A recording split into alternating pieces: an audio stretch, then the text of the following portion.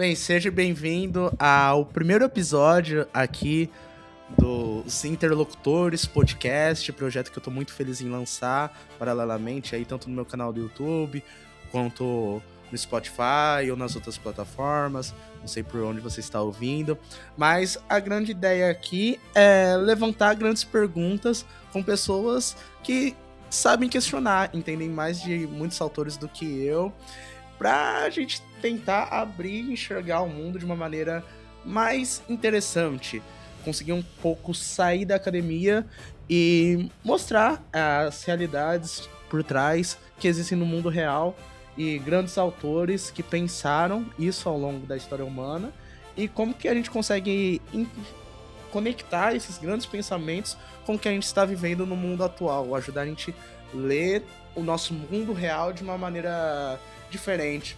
Tem um autor da história da filosofia que eu gosto muito, um Morente, ele tem uma história da filosofia bem interessante, que lá no começo da história da filosofia dele, ele fala que a primeira virtude do filósofo, desde Platão, é o olhar de admiração, o olhar de espanto, de olhar para o mundo igual uma criança mesmo, encantada, para quem tudo é pergunta, quer entender o porquê de algo, quer se questionar. Às vezes essa pergunta não vai levar a nenhum lugar, mas de fato nos ajuda a ver o mundo com essa admiração.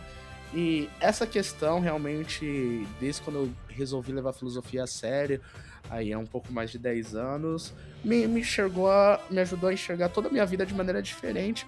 Por isso eu estou aqui hoje e tenho a alegria de receber meu amigo Hugo, que talvez seja a pessoa que eu conheço que mais entende aí de Nietzsche, dedicou aí toda a sua trajetória acadêmica a isso. Foi até interessante a maneira que a gente se conheceu. Antes disso, deixa eu dizer, o Hugo é graduado em filosofia pela Unicamp, tem estágio de pesquisa na TU em Berlim, é mestre e doutor em filosofia pela Unifesp, com estágio de pesquisa na Universidade de Stuttgart. Então, realmente dedicou anos aí da sua vida a entender a filosofia do martelo, foi para os lugares onde a filosofia dele basicamente nasceu, e é até meio interessante, eu vou deixar o Hugo já falar, mas como que a gente acabou até se conhecendo, né? Para quem não sabe, existia uma organização no país chamada ANPOF, Associação Nacional de Pós-Graduandos em Filosofia. Enquanto estava na graduação em Direito ainda, teve um evento online da ANPOF, eu enviei um trabalho para um grupo de pesquisa sobre filosofia brasileira, o Hugo apresentou junto comigo, a gente trocou ideia, e a partir daí, depois a gente se conheceu pessoalmente em outro encontro da UNPOF, em Recife.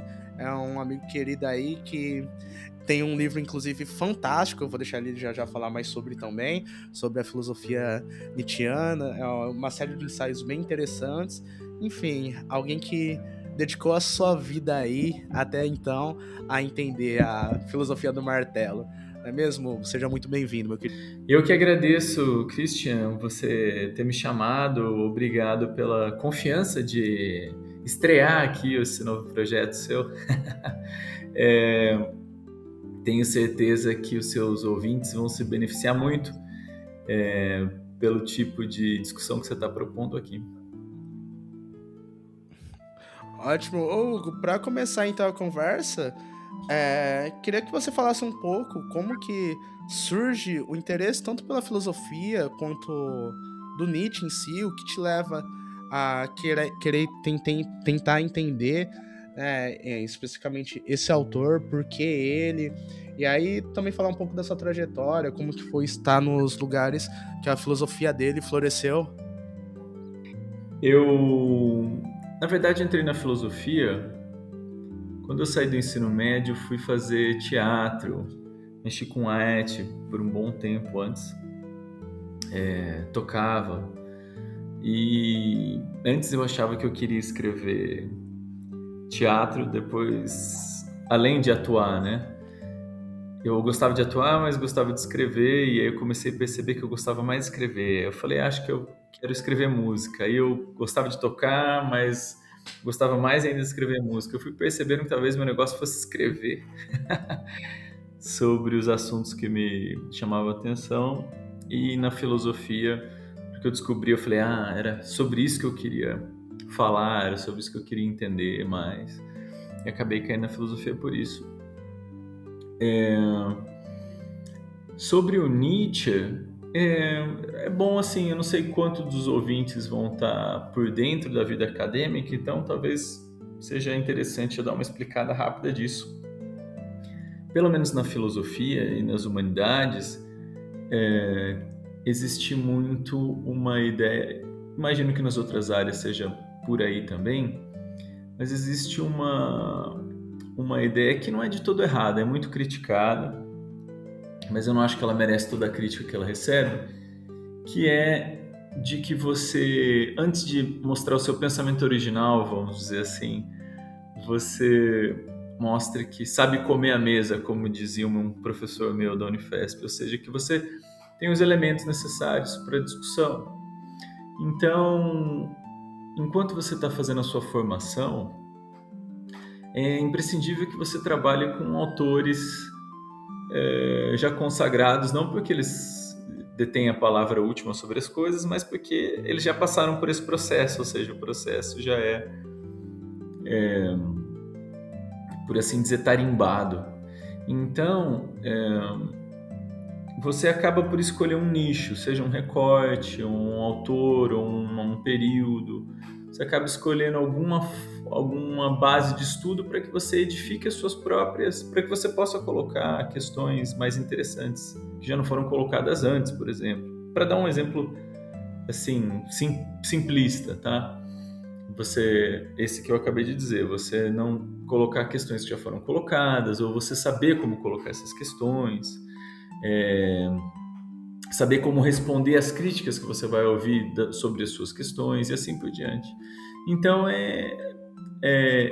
reclama-se muito que a academia é engessada, mas tem o seu porquê. Às vezes abusa-se desse engessamento. É verdade que se usa muito disso para sufocar ideias novas. Isso é uma grande verdade. Mas também é verdade, também é um fato que é um treinamento necessário, ao meu ver. Não é simplesmente colocar um cabresto, é mostrar, assim como qualquer pintor tem que mostrar que sabe o beabá para depois fazer a sua própria arte. Não é que tem que, mas é que é muito fácil você tropeçar em coisas que já foram feitas, você propor problemas que já foram propostos, você dar em becos sem saída que já foram encontrados. Tem seu valor, como eu disse, é usado de desculpa muitas vezes para sufocar pensamentos originais, mas não é no todo isso não. Muitas vezes as pessoas se apressam a fazer certas, vamos dizer assim, proposições autorais, né? É muito comum falar na filosofia, imagino que em outras áreas também, mas na filosofia é muito comum a gente se distinguir entre exegético ou hermenêutico e propositivo, ou seja, algo que você está só tentando analisar, né, pensamentos consolidados, mostrar como eles funcionam, desatar nós de entendimento, estabelecer conexões com outros, e o propositivo, que é quando você tenta dar essas contribuições, vamos dizer, em primeira pessoa, para usar um termo em vez de original, autoral. E essas coisas se confundem. Muitas vezes o autoral aliás, muitas vezes não. Na minha opinião, elas sempre se confundem. É sempre só uma questão de proporção. O quanto um pensamento está sendo exegético, quanto ele está sendo... Mesmo que ele se propõe a ser 100% exegético, ele acaba sendo um pouco autoral, no sentido de em primeira pessoa, e sempre que ele seja muito propositivo e autoral, ele acaba sendo um pouco exegético, porque ele está se remetendo a conversas que já foram colocadas no passado. Né? Ele está respondendo a perguntas, e no que ele responde essas perguntas, ele está dando nada mais do que a sua interpretação dessas perguntas. Então, sempre tem um pouquinho de cada lado nessas coisas. Aí vai do quanto elas estão sendo miradas, por assim dizer. Então, respondendo a sua pergunta, fazendo um círculo completo, eu acabei chegando no Nietzsche porque das opções que se apresentavam para mim, era aquela que mais fazia sentido para eu me debruçar mesmo, né? Elaborar, assim, Isso já sobre a dentro da, qual... isso dentro da graduação já, que você vai Isso já começar a ler dentro, mais profundamente. já dentro da graduação. Eu já tinha tido contato com o Nietzsche, é um dos poucos filósofos com os quais eu tinha tido contato, fora da academia, breve contato, mas sabia que... Eu tive aula de filosofia no ensino médio, então, por 2 semestres só, mas foi suficiente para conhecer os grandes nomes, por assim dizer, né? O cânone da filosofia, então eu sabia quem era quem, mas o Nietzsche havia me chamado mais atenção depois do ensino médio, um pouco mais à frente, quando eu estava no teatro, por outros motivos. A recepção do Nietzsche aqui no Brasil se deu antes da filosofia, por incrível que pareça, através das artes. Acho que isso pode ser dito com uma certa segurança, o que eu estou falando. Teve uma penetração muito grande no teatro, Teatro Oficina, por exemplo, Zé Celso, conhecidíssima, renomadamente Eu considera-se um sou, Nietzscheano de primeira fase, exato. eu sou E... conterrâneo dele, inclusive, ele é de Ah, Araraquara você também. tá brincando? É, somos conterrâneos. É um dos grandes nomes que minha terra gerou pra gente. E até hoje em Um dia, dos... né? Não sei se você assistiu o curta que foi lançado agora, Meu Amigo Nietzsche, esse Não assisti. curta-metragem. Meu, Não. não vou te dar spoiler, não vou dar spoiler pra quem tá ouvindo, mas tem acho que 12, 15 minutos tem no YouTube um curta sobre um menino que é de uma situação humilde, tá ruim na escola, aí ele tá andando assim pra um lugar que tem bastante lixo, ele vê um livro jogado lá no chão, e era justamente um livro do Nietzsche. Era assim, falou Zaratustra. E aí, tipo, é uma criancinha, ele vai lendo o livro, tentando entender ele ali e aplicar as coisas na vida real. Ele tenta se tornar o super-homem, fazer os coleguinhas da escola se tornar o super-homem, sabe? É um livro bem interessante. E eu acho que tem bastante isso mesmo, realmente, parando pra pensar agora, nas artes do Brasil. Ele de fato é bem recepcionado, né? O movimento antropofágico foi um movimento extremamente importante, Semana da Arte Moderna, que tem uma... Oswald de Andrade, no manifesto, famoso manifesto para o Brasil, Nietzsche figura, tudo isso, né? Então, agora, perdão, se é no manifesto ou se é no... Perdão, mas enfim, talvez eu esteja aqui, me deu um lapso momentâneo, mais que o Oswald de Andrade, todo esse pessoal estavam... Nietzsche estava muito no radar deles, Nietzsche, Freud, vários outros, né? Como era a própria ideia do movimento antropofágico, de deglutir, por assim dizer, o que vinha de fora, né? E assimilar da melhor forma a cultura, não apenas aceitar de qualquer forma, nem rejeitar de qualquer forma, e sim assimilar a cultura internacional. Então o Nietzsche teve uma boa penetração aqui, eu conheci através do teatro e da cultura massificadamente popular. Você encontra Nietzsche em cinema e seja o que for. Como eu disse, eu já tinha tido acesso ao resto do cânone filosófico, e quando eu entrei na filosofia, os meus 2 primeiros professores, um era a gente tinha no Unicamp os cursos de redação filosófica e introdução à filosofia, e esse curso de redação filosófica foi ministrado pelo professor Márcio Damin, que infelizmente morreu há pouco tempo, muito jovem, uma perda muito lamentada por toda a comunidade filosófica brasileira e todos aqueles que o conheciam, pois sabiam do talento que ele tinha para a lida. E junto com ele, no curso, ele dava o curso de redação filosófica, e o curso de introdução à filosofia era ministrado pelo professor Oswaldo de Acóia. Foi meu primeiro orientador, ainda na graduação, na Unicamp.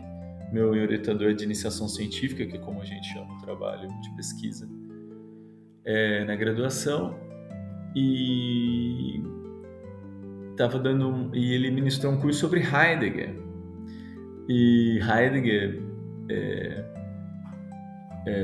para quem não teve a chance ainda de conhecer a obra de Heidegger, ele bebeu muito do Nietzsche, né? O Nietzsche é um dos maiores, talvez o maior interlocutor heideggeriano, na minha opinião, até onde eu entendo.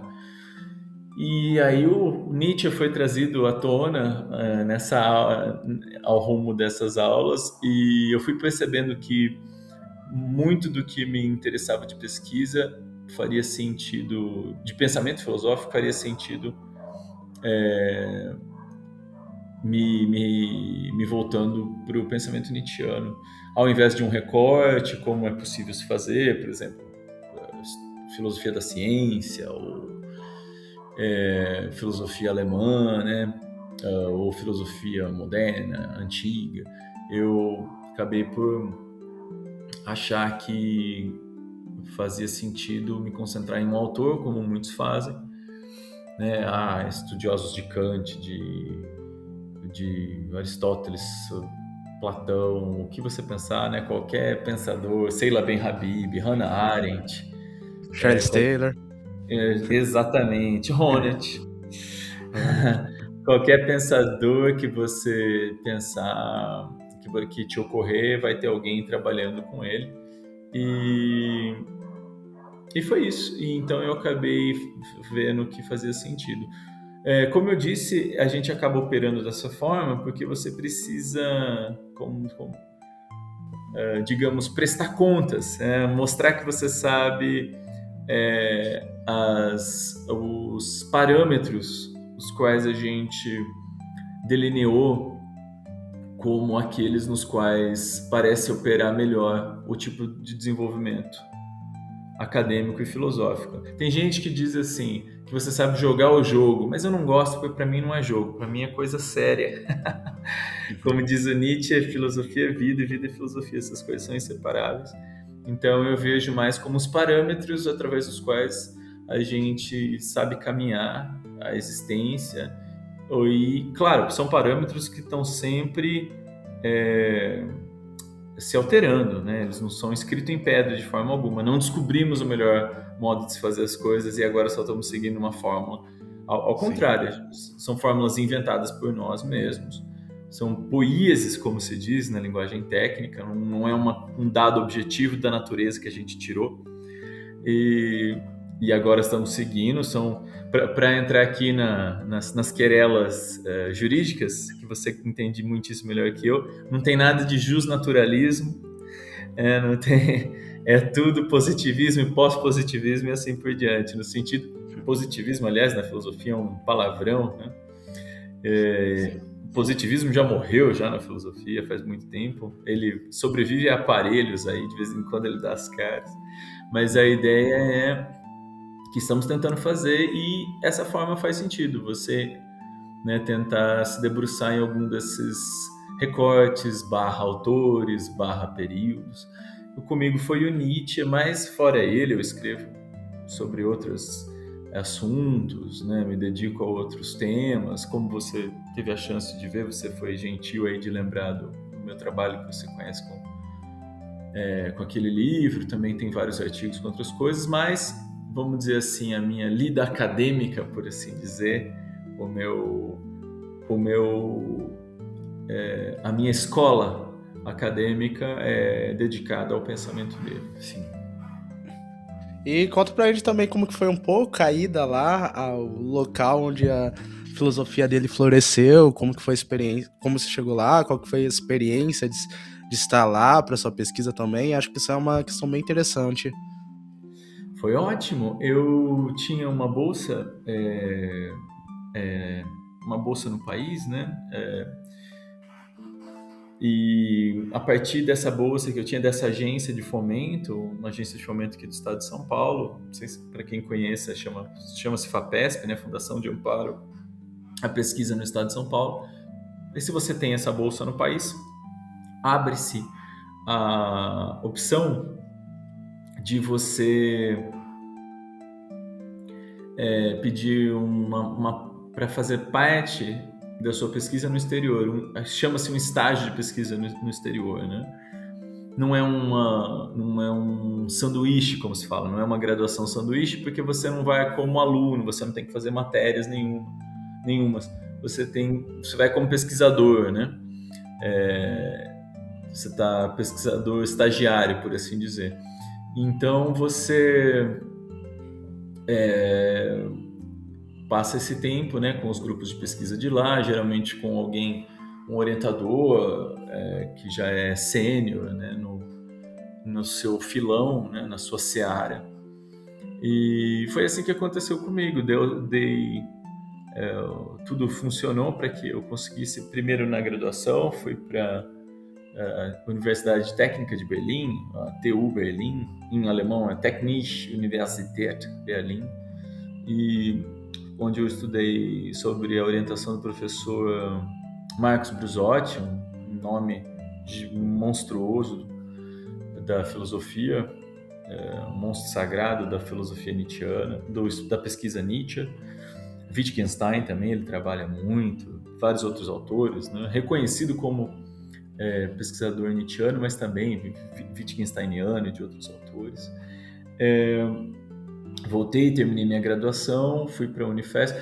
Nesse momento eu era orientando do professor Oswaldo Jacóia na Unicamp. Ele era meu orientador de iniciação científica, como eu disse. Depois fui para a Unifesp, onde fui orientado no mestrado e no doutorado pelo professor Henri Bournet, outro, assim como o professor Oswaldo Jacóia,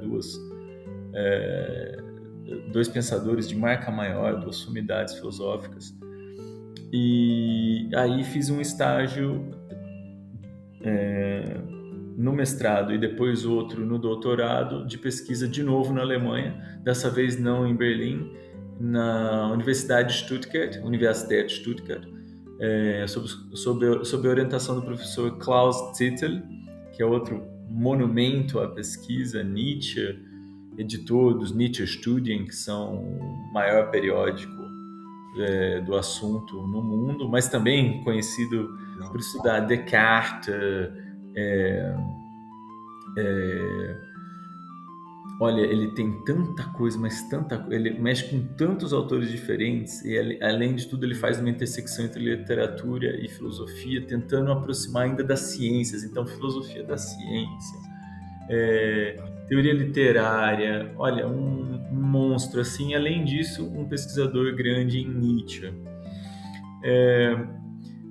E então foi isso, tanto no mestrado quanto no doutorado eu fiz os 2 estágios com ele de pesquisa e foi ótimo. Eu nunca tinha saído do país antes da graduação, né? Eu só fui do meu próprio bolso, nunca teria ido, mas ainda bem consegui essas bolsas e foi ótimo, obviamente do ponto de vista pessoal, nem tenho o que dizer, porque é uma experiência realmente chacoalhadora, vamos nos permitir usar essa palavra que eu inventei agora. Mas além disso, do ponto de vista de pesquisa, eu não vou dizer que a gente deva nada para lá, isso não é um patriotismo bobo, é porque realmente a universidade hoje em dia ela é internacionalizada, então se alguém descobriu uma coisa lá na Nova Zelândia, amanhã todo mundo aqui sabe. Mas é diferente você fazer um congresso online com alguém e descobrir o que ele está falando e você conversar por dias e dias, fazer parte do grupo, entender como culturalmente aquilo está sendo levado lá. Isso te adianta vários passos na trilha de entender como aquelas mentes estão pensando, né? Você está vivendo aquela cultura, você faz atalhos muito rápidos, né? Então, esse tipo de bolsa, esse tipo de fomento à pesquisa, ele é crucial. Além de você, como eu disse, não só você não vai entender tão bem o que alguém tem para te dizer em um congresso quanto você passar meses, anos com essas pessoas, como felizmente foi o meu caso, mas elas também vão te entender melhor. Então você vai criando conjuntos de pesquisa, laços de pesquisa, você vai entendendo formas de interpenetração, o que hoje em dia se chama de interculturalidade, nada mais é do que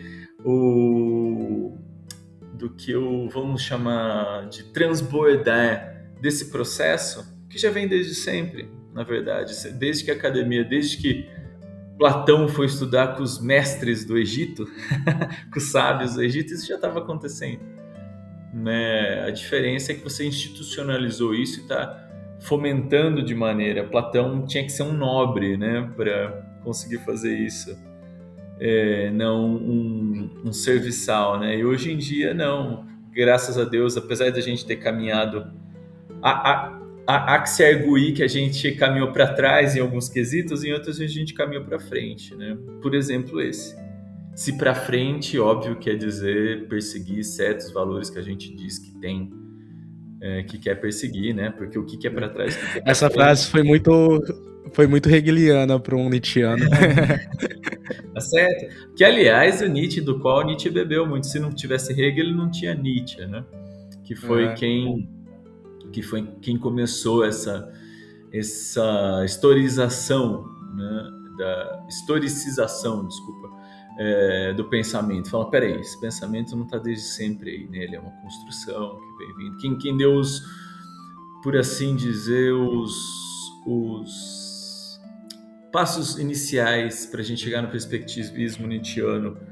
Não só, claro, Nietzsche, ele se serviu de um monte de outras, né, os pré-socráticos, o próprio Platão, com quem ele brigou a vida inteira, o Schopenhauer, que foi o seu primeiro, aspas, mestre, e depois o seu antípoda até o final da vida. Não pessoalmente, né, nunca se encontraram, né, mas eu digo intelectual. Mas o Hegel, no que diz respeito à historicização, até onde eu entendo, me corrija aí no chat ou nos comentários quem puder, mas até onde eu entendo do pensamento ocidental, o Hegel provavelmente foi aquele que primeiro jogou a gente nessa direção, de falar, olha, as coisas não são dadas, elas são criadas, né? Uhum. Os pensamentos, né, eles são instituídos aos poucos. Inclusive, só para citar um pouco aí da minha pesquisa também, Charles Taylor, nas fontes do Self, ele trabalha essa questão bem interessante, como que isso se deu na sociedade ocidental, de a gente construir uma historicidade. E ele fala que tem uma ponte que foi fundamental, que é a ponte entre Santo Agostinho e Descartes, que na cosmologia grega, justamente a gente tinha aquela ideia que Nietzsche vai voltar para ela, né, do mundo em ciclo, né, da história como um eterno retorno, com as coisas no seu devido lugar, na ordem cósmica. E que aí Santo Agostinho faz esse movimento quando ele vai procurar Deus dentro dele, né, ele antes as pessoas buscavam fora, ele faz aquela questão, estava dentro, eu fora te procurava, e ele vai escrever sobre a história e pensar na história como aquele passado, presente e futuro, sendo tudo na verdade presente, né? O passado um presente que já foi, o futuro um presente que está acontecendo, e o presente do presente, que é o que está ocorrendo agora. E quando a gente chega em Descartes, Descartes pega e fala, calma aí, não é só Deus que acha que tá dentro, acho que absolutamente tudo tá dentro de mim, inclusive o meu próprio entendimento. Então ele volta tudo pra dentro de si, pra já, né, Hegel poder pensar essa historicidade. E aí chega até a ser quase cômico que Nietzsche vem justamente pra quebrar essa história linear pra falar, não, acho que as coisas não são bem assim. Inclusive, é uma questão que eu já queria até te questionar sobre isso, que tá lá na genealogia da moral, que quando você tá lendo ela, parece que Nietzsche tá pouco interessado em perguntar se as instituições são justas, mas justamente ele tá mais interessado em perguntar como que essas instituições surgiram. E eu queria que você explicasse pra gente que essa mudança de pergunta, em certo sentido, ela muda a própria maneira que a gente tem de fazer filosofia? Antes de responder a sua pergunta, deixa eu só fazer um comentário sobre as coisas que você disse, que é sempre o gênio, a figura, essa controvérsia, a figura do gênio, na minha opinião, isso é o Hugo falando, tá? Então posso estar completamente errado, não me surpreenderia se alguém me provasse errado. Mas parece para mim que o controverso, cada um acha que o gênio é uma coisa, uma ideia muito discutida na história da filosofia, aliás. Mas parece que o gênio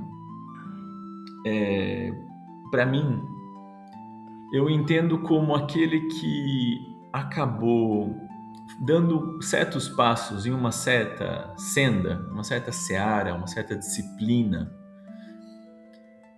que são passos esses que são agora devolutivas para o resto da comunidade, para o resto da civilização. E por isso que eles ficam conhecidos. Mas ele só se serve, ele só é um pequeno passo, geralmente são pequeniníssimos passos a mais de vários outros que já foram dados. Quem explica isso muito melhor do que eu estou falando em uma frase foi o Newton, que disse: se eu vi tão longe foi porque eu estava sobre o ombro de gigantes. Essa frase explica tudo que eu quero dizer, tá? Eu só estou explicando o que ele poeticamente encapsulou. Então, a verdade é essa: cada um vai dando um passinho de nada e geralmente se servindo de outros. O Hegel não tirou essas coisas dele próprio. O Nietzsche não tirou dele próprio apenas, sempre elaborando sobre uma estrada já desbravada por outros, né? Você falou, por exemplo, do Agostinho, do Cristo interior, as respostas já estão em mim. Essa, na verdade, é uma recepção que é a primeira patrícia, depois a escolástica, né, fizeram da filosofia grega. E se você for voltar lá no Mênon do Platão, você vai pegar a mesma ideia. Essa mesma ideia foi só uma atualização no De Magistro, né, do Santo Agostinho. Ele faz essa volta para o Cristo interior como portador das respostas, né? Se você pegar, o Platão estava fazendo a mesma coisa, só que usando a teoria das reminiscências do Sócrates, como se a alma já viesse com essas coisas. Ou seja, é óbvio que eu estou sendo simplista, é claro que o Santo Agostinho está fazendo mais coisas do que isso no De Magistro. Porém, note, ele estava se servindo dessa mesma ideia. No Mênon, o Platão faz um escravo que não teve acesso nenhum às instruções que os jovens atenienses tinham. Ele faz esse escravo fazer um cálculo matemático dificílimo. Se eu não me engano, é calcular a hipotenusa de um triângulo, alguma coisa assim, só fazendo perguntas para ele, né? Que, óbvio, pode-se dizer que tem 1000 coisas acontecendo aí, em vez de, olha, eu estou trazendo, que é o argumento que o texto tenta fazer, o Mênon. Olha, eu estou trazendo as reminiscências, sua alma já sabe, eu estou fazendo, através de perguntas, o parto socrático, né? A maiêutica. Através das perguntas eu estou fazendo você dar luz a esse conhecimento. Tem gente que pode só dizer, não, o que você está fazendo é guiando a cabeça dele para entender o que está cercado de... Porque você que sabe muito mais disso do que eu, infinitamente mais, tem muita gente que faz piada com a linguagem jurídica, né? O juridiquês, como se fala. Mas sim, nada mais é do que um jargão técnico no qual se chega depois de muita elaboração e que são atalhos. Cada jargão, cada palavra, cada termo de um jargão, nada mais é do que um atalho. Ou para falar, já que a gente está aqui falando, a gente está se falando online, para dar um exemplo online, nada mais é do que um hiperlink, do que uma URL. Não tem nada de místico. Se você desempacotar aquilo, tudo que está ontologia, esse palavrão. A gente estava falando aqui de jurisnaturalismo, neoconstitucionalismo, tudo isso parece uma coisa. Se você desempacotar em 2 frases, você explica para qualquer um o que está acontecendo. Sim. Então, você pode argumentar que é isso que ele está fazendo, na verdade. Você só está desempacotando essas coisas e fazendo ele ver como é. Tanto faz, mas o ponto é que o Santo Agostinho pegou essa ideia, né, e levou para outro lugar. E isso é a história da filosofia. Tem um experimento muito interessante que eu gosto de fazer com as pessoas, que antes de eu fazer o eterno retorno, essa ideia do Nietzsche a qual você aludiu, né, dessa Big Bang e Big Crunch do universo cíclico, né? Tudo tem um início, depois o universo chega ao seu fim, entropia, tudo isso e volta. Ele já estava lá na filosofia estoica, tá, Estoa, Schopenhauer, que foi Nietzsche leu muito, já falava disso. Mas o Nietzsche fez outra coisa, ele pegou o Eternal Return e fez uma outra coisa com isso, né? Então tem um experimento muito interessante que eu gosto de fazer com as pessoas, que é explicar alguma ideia filosófica muito antiga, assim, pré-socrática, por exemplo. Falo de Parmênides, assim. Olha, Parmênides achava que o ser... Aí eu dou os exemplos do Zenão, assim, que ele fala, olha, se você pega Aquiles correndo contra uma tartaruga, se a tartaruga sai na frente dele, olha, Aquiles nunca vai chegar na tartaruga porque cada vez que ele cobre metade da distância, tem mais metade da distância para cobrir, mas tem infinitas metades para ele cobrir. Nossa, que maluco! Aí depois vem alguém que explica o Heráclito, por exemplo, e desbanca isso. Não, mas é que você está entendendo errado. Aí você vai indo, você chega, olha, mas tem que existir Deus? Você dá o cogito cartesiano. Olha, eu duvido que existe isso, aquilo. Eu duvido que existe, mas eu não posso duvidar que tem uma coisa que está duvidando. Olha, então eu cheguei num eu aqui. Se eu duvido, se eu cogito, logo eu existo. Aí o Nietzsche fala, mas como você sabe que não é você que estava... que esse cogitar, esse duvidar, que está criando esse eu? Mas cada um desses pulos que eu dou para as pessoas, eles falam, nossa... Mas por que demorou tanto para as pessoas entenderem isso? Então você fala assim, você fala do Hume, por exemplo, né? O Hume diz, olha, não tem nunca como eu saber se o que eu estou vendo é realidade de verdade. Não tem como eu saber. Se o que eu estou pensando que é o sol esquenta a pedra e eu ligo a causalidade, a causa é, bom, o sol está emitindo alguma energia que está esquentando essa pedra. Mas não tem como... Isso é uma invenção do cérebro. Não tem como eu saber se uma bola de bilhar bate na outra, faz a outra mexer, se não tem um monte de microfadinhas empurrando uma bola ali. E é tudo chute. Aí chega no Kant, o Kant fala assim, pode até ser, mas a mente humana só entende assim, como causa. Nossa! Então, cada um desses passos, por que demorou tanto? Por que ninguém falou aquilo? Porque é dificílimo, então demora assim séculos para alguém dar uma resposta para alguém. Às vezes dá até vontade de você só viajar no tempo para daqui 1000 anos, vão olhar para trás, o conceito de que era claro, aí vão falar, meu, como que lá em 2026 eles pensavam isso? Exato.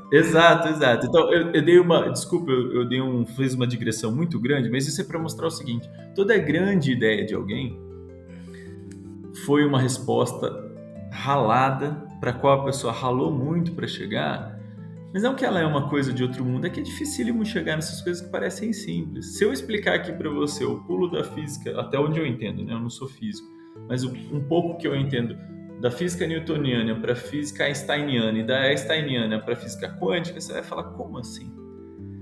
Como assim demorou tanto para alguém pensar isso? Substituir a ação à distância do Newton com uma deformidade do assim chamado espaço-tempo einsteiniano, e é por isso que o planeta fica girando em volta de um corpo mais maciço, porque ele deformou, esse corpo muito maciço deformou aquele espaço-tempo. Porque é dificílimo, e porque você tem contra-evidências, e porque outras pessoas tentaram pensar em variações daquilo por muito tempo e não dava certo, a ideia vai e volta. O Eterno Retorno Nietzscheano, que na minha opinião é uma das maiores criações filosóficas do Ocidente, pelo menos, se a gente quer fazer esse tipo de distinção, não sei se ela cabe. Eu acho que da filosofia mundial é uma das maiores ideias que existe. O Eterno Retorno, como eu disse, ele leu no Schopenhauer, já tinha lá em Stoa antes do Schopenhauer, 2000 anos antes. Essas coisas elas tomam tempo, então cada pequeno passo... O cara é gênio, a pessoa é gênia, não porque, meu Deus, mas porque ela chegou num passo que agora o resto da sociedade, o resto da civilização, o resto da espécie humana consegue, de alguma forma, ter acesso. Sabe o tananana do Beethoven? O Beethoven Sim. era gênio, não porque ele fez esse tananana aqui, porque para qualquer um que toca música isso não é nada. Ou a área da Rainha da Noite do Mozart, o famoso.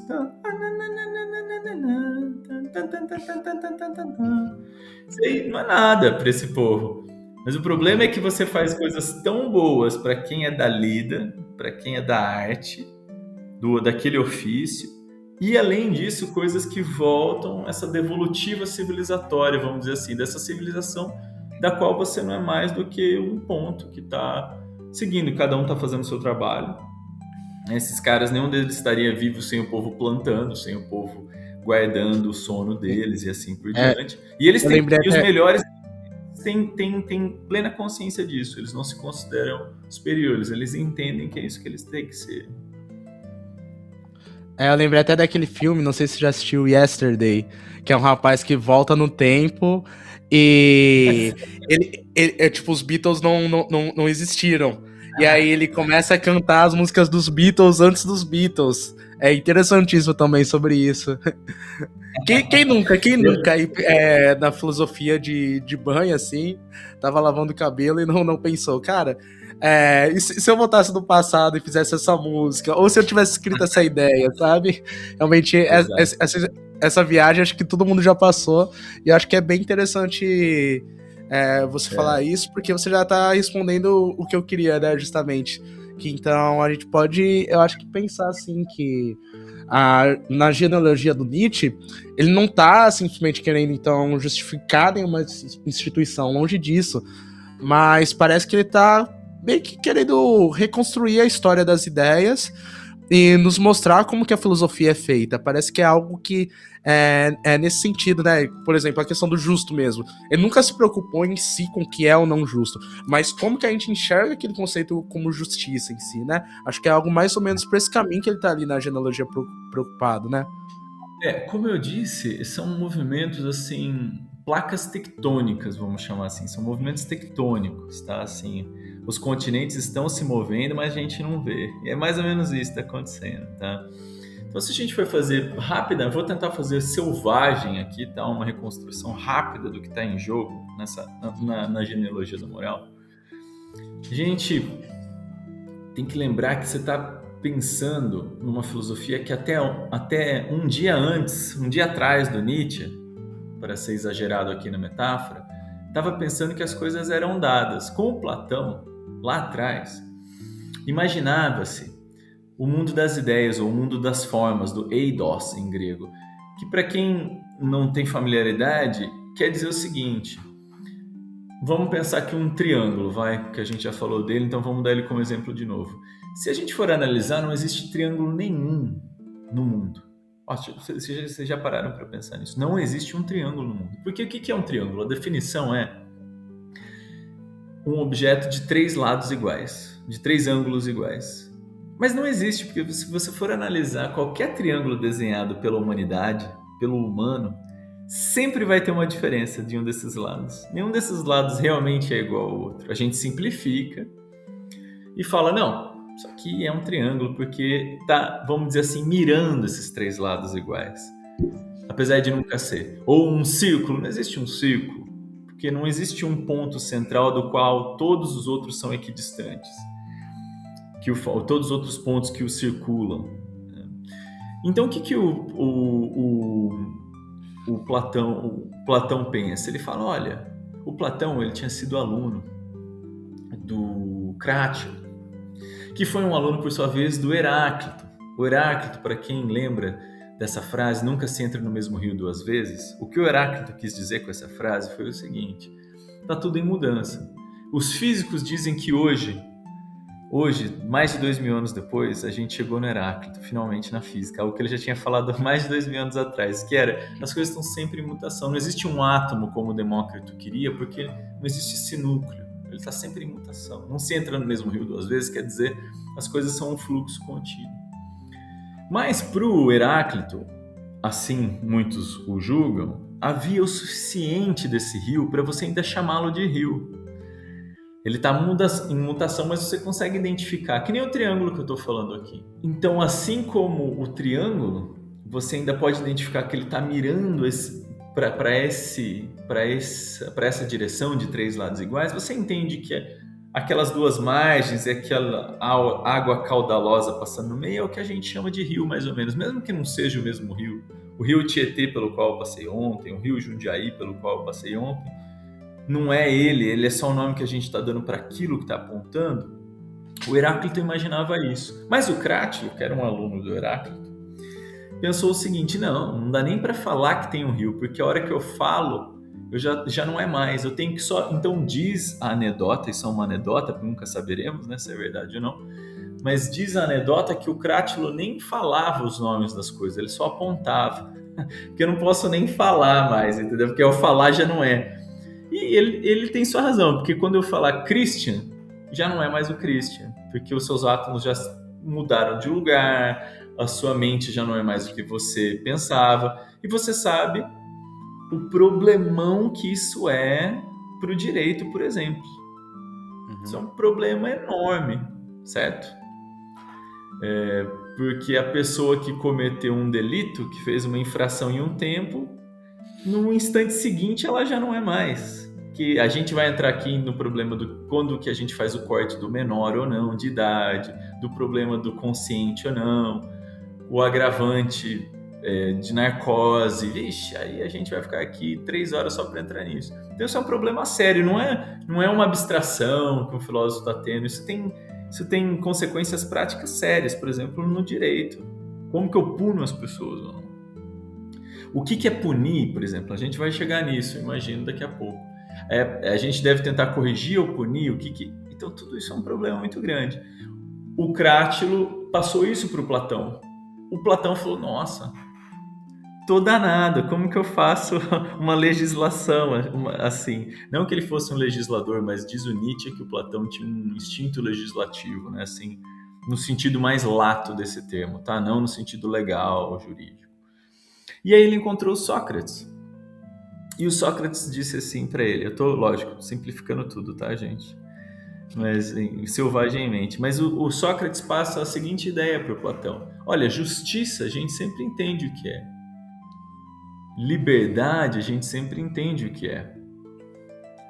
Então, essas ideias, essas formas, elas permanecem. Mesmo que eu nunca veja a justiça, eu entendo a forma da justiça, a ideia de justiça. Aí o Platão falou: olha aí, eu posso aplicar isso para o triângulo também. Então tem um mundo das ideias, um mundo das formas, onde essas coisas estão dadas, a justiça, o triângulo. E a mente, ela acessa, ela intelege, são mundos inteligíveis. Ele não é um mundo sensível, não é um mundo que a gente sente através dos sentidos, mas você consegue intelectivamente, você consegue acessar essas ideias e representá-las de uma forma nunca perfeita, assim como o triângulo, e as nossas tentativas de fazer um triângulo são como as nossas tentativas de ser justo, elas nunca são perfeitas, mas você está acessando isso. E aí você tem dessa ideia, ela vai permeando a filosofia, ela vai permeando, todo mundo está tentando trabalhar com isso. Quando chega no Kant, que é 1600, 1700 e pouco, finalmente eu considero, muitos consideram comigo, eu tenho certeza, o fim do projeto platônico como a sua execução máxima. O Kant leva tão a sério o Platão que ele fala: bom, tá, mas a gente não tem como ter acesso a isso. Então a gente... E até é engraçado que tem algumas pessoas que falam isso, e eu também considero que o ápice do iluminismo foi justamente aí, né, com Kant, bem o momento que é o fim último de Platão acaba sendo o ápice do iluminismo, né, com Kant. E aí temos uns fragmentos que só vai terminar quando estoura a Primeira Guerra Mundial, né? Mas é engraçado que ao mesmo tempo que é o ápice do iluminismo, é também, em certo sentido, o ápice final do projeto platônico. Não sei se concorda com essa ideia. Eu concordo. Tem gente que acha que tá vivo ainda. Muitos dos pós-modernistas, para mim, muitas vezes parecem muito modernistas. Essa que é a verdade, tá? Então eu não sei até que ponto a modernidade morreu, mas, quer dizer, que ela morreu, mas que avisaram ela que ela morreu, tá? Eu acho que não, sabe? Muitos pós-modernos continuam empurrando, eu acho. como eu já ouvi um professor meu dizer, eu não sei se ele gostaria que... A ideia não é minha, tá? Eu estou dizendo que foi ele que disse, mas eu não vou acreditá-lo com essa ideia, porque vai que ele não gostaria vai que eu entendi ele errado. Mas ele diz, os pós-modernos parecem muito modernos para mim, às vezes. Então, não sei até quanto essa ideia morreu. Mas ela já foi desbancada, porque tem essa diferença na filosofia. Tem uma coisa continuar sendo trabalhada e uma coisa já ter sido desbancada, né? Então, assim, não tem mais argumento. Ela não é mais cogente, é o termo técnico que a gente usa. Ela não é mais cogente, ela não te força mais. No jurídico isso tem um peso forte também, né? A cogência.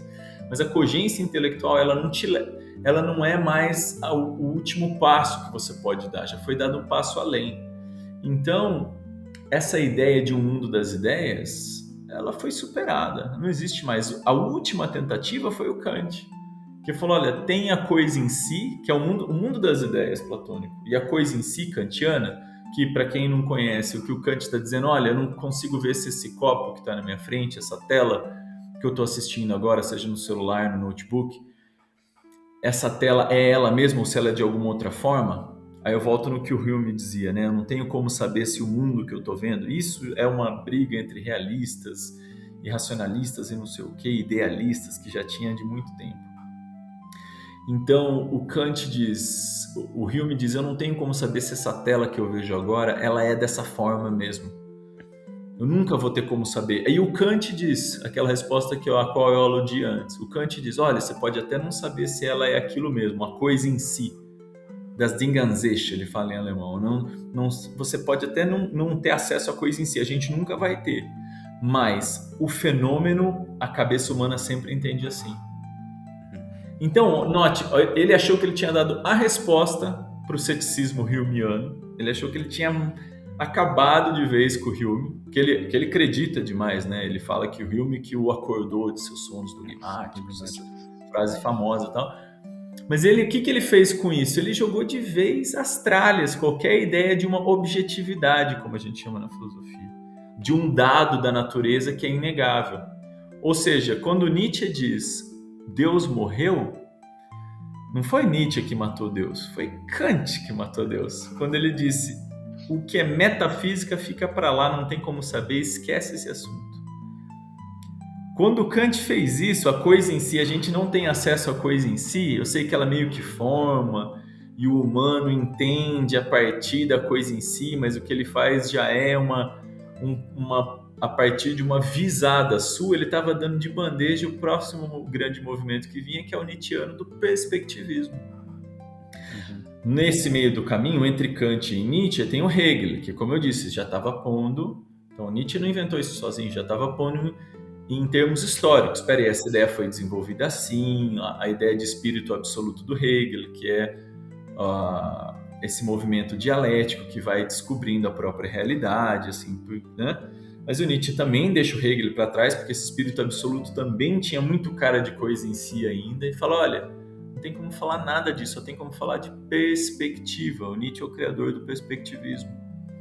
Nesse ponto, da minha visada, acabou, que coisa em si que você está falando? A mente só entende assim, ela só entende assado. E o Kant, ele tenta manter essas coisas, ele tenta falar, a unidade, o plural, a causalidade. O Nietzsche fala, que unidade, que plural, o que você está inventando? Então, a ideia de justiça, desde todo esse caminho eu estou fazendo para te responder. Então, quando ele está falando o que é justiça, não, ele está falando, olha, lá atrás vocês estavam chamando de justiça como se fosse um dado, assim como o triângulo, e fez 2000 anos de história para a gente se tocar que é só uma invenção, ou seja, para sair em termos legais do justnaturalismo para o positivismo legalista jurídico. Vai falar assim, isso aqui é invenção, tá? A gente está inventando essas coisas. A gente está inventando através de crenças, de blá blá blá, falar que isso é justiça, isso é não. Então, o que justiça quer dizer? Não tem uma coisa que justiça quer dizer. Tem uma convenção, tem um combinado do que a justiça é. E eu vou dar a minha sugestão do que a justiça pode ser. O Nietzsche faz. Então, entrando agora na genealogia da moral que você disse, o Nietzsche vai traçando como foi inventada a ideia de ruim, de dívida, que elas estão unidas por Nietzsche. O ruim virou o mal, é algo que estava devendo, é o Schuld. A Schuld eu acho até interessante, eu ia até questionar isso, acho que é legal até explicar a ideia do credor e devedor. Acho que é bem interessante essa discussão. Exato, que em alemão, então Nietzsche rastreia na etimologia isso, né? Mas pode ser rastreado de várias outras formas, na verdade. O Nietzsche, para quem não sabe, ele veio da filologia, a formação dele não é filosófica. Então o Nietzsche, etimologias, o trato filológico é muito caro para ele, porque ele sabe fazer muito bem. Mas eu tenho certeza que várias outras disciplinas vão conseguir traçar isso que ele está pondo de várias outras formas. E também vão conseguir dizer que ele está errado. Para quem está ouvindo a gente aqui, eu vou falar bastante do Nietzsche, porque é o assunto, mas eu discordo do Nietzsche em milhares de coisas, inclusive nessa, tá? Mas o argumento é forte. Discordar é fácil, bater o argumento é difícil. E o que ele está dizendo é Schuld, essa ideia de culpa, é a mesma ideia de dívida, etimologicamente falando. Então você sente culpa, você está sentindo uma dívida para com. Essa é a ideia. Tem algo a ser pago. Até numa má leitura do Anaximandro, hoje se sabe que não é exatamente o que o Anaximandro quis dizer, mas ele achava que queria dizer que como a gente, como o humano vem de uma separação de vamos chamar de uno primordial, esse nome dá um problemão porque é da primeira fase do Nietzsche, mas vamos só para conversa andar, vamos chamar disso, tá? Então, de um hyperon inicial, de uma infinitude do qual a gente fazia parte, como a gente se dividiu e se individualizou, isso é Anaximandro, tá? Então, não tá pensando em nada de uno primordial, como eu tô falando. Hyperon é o melhor nome, talvez, aqui.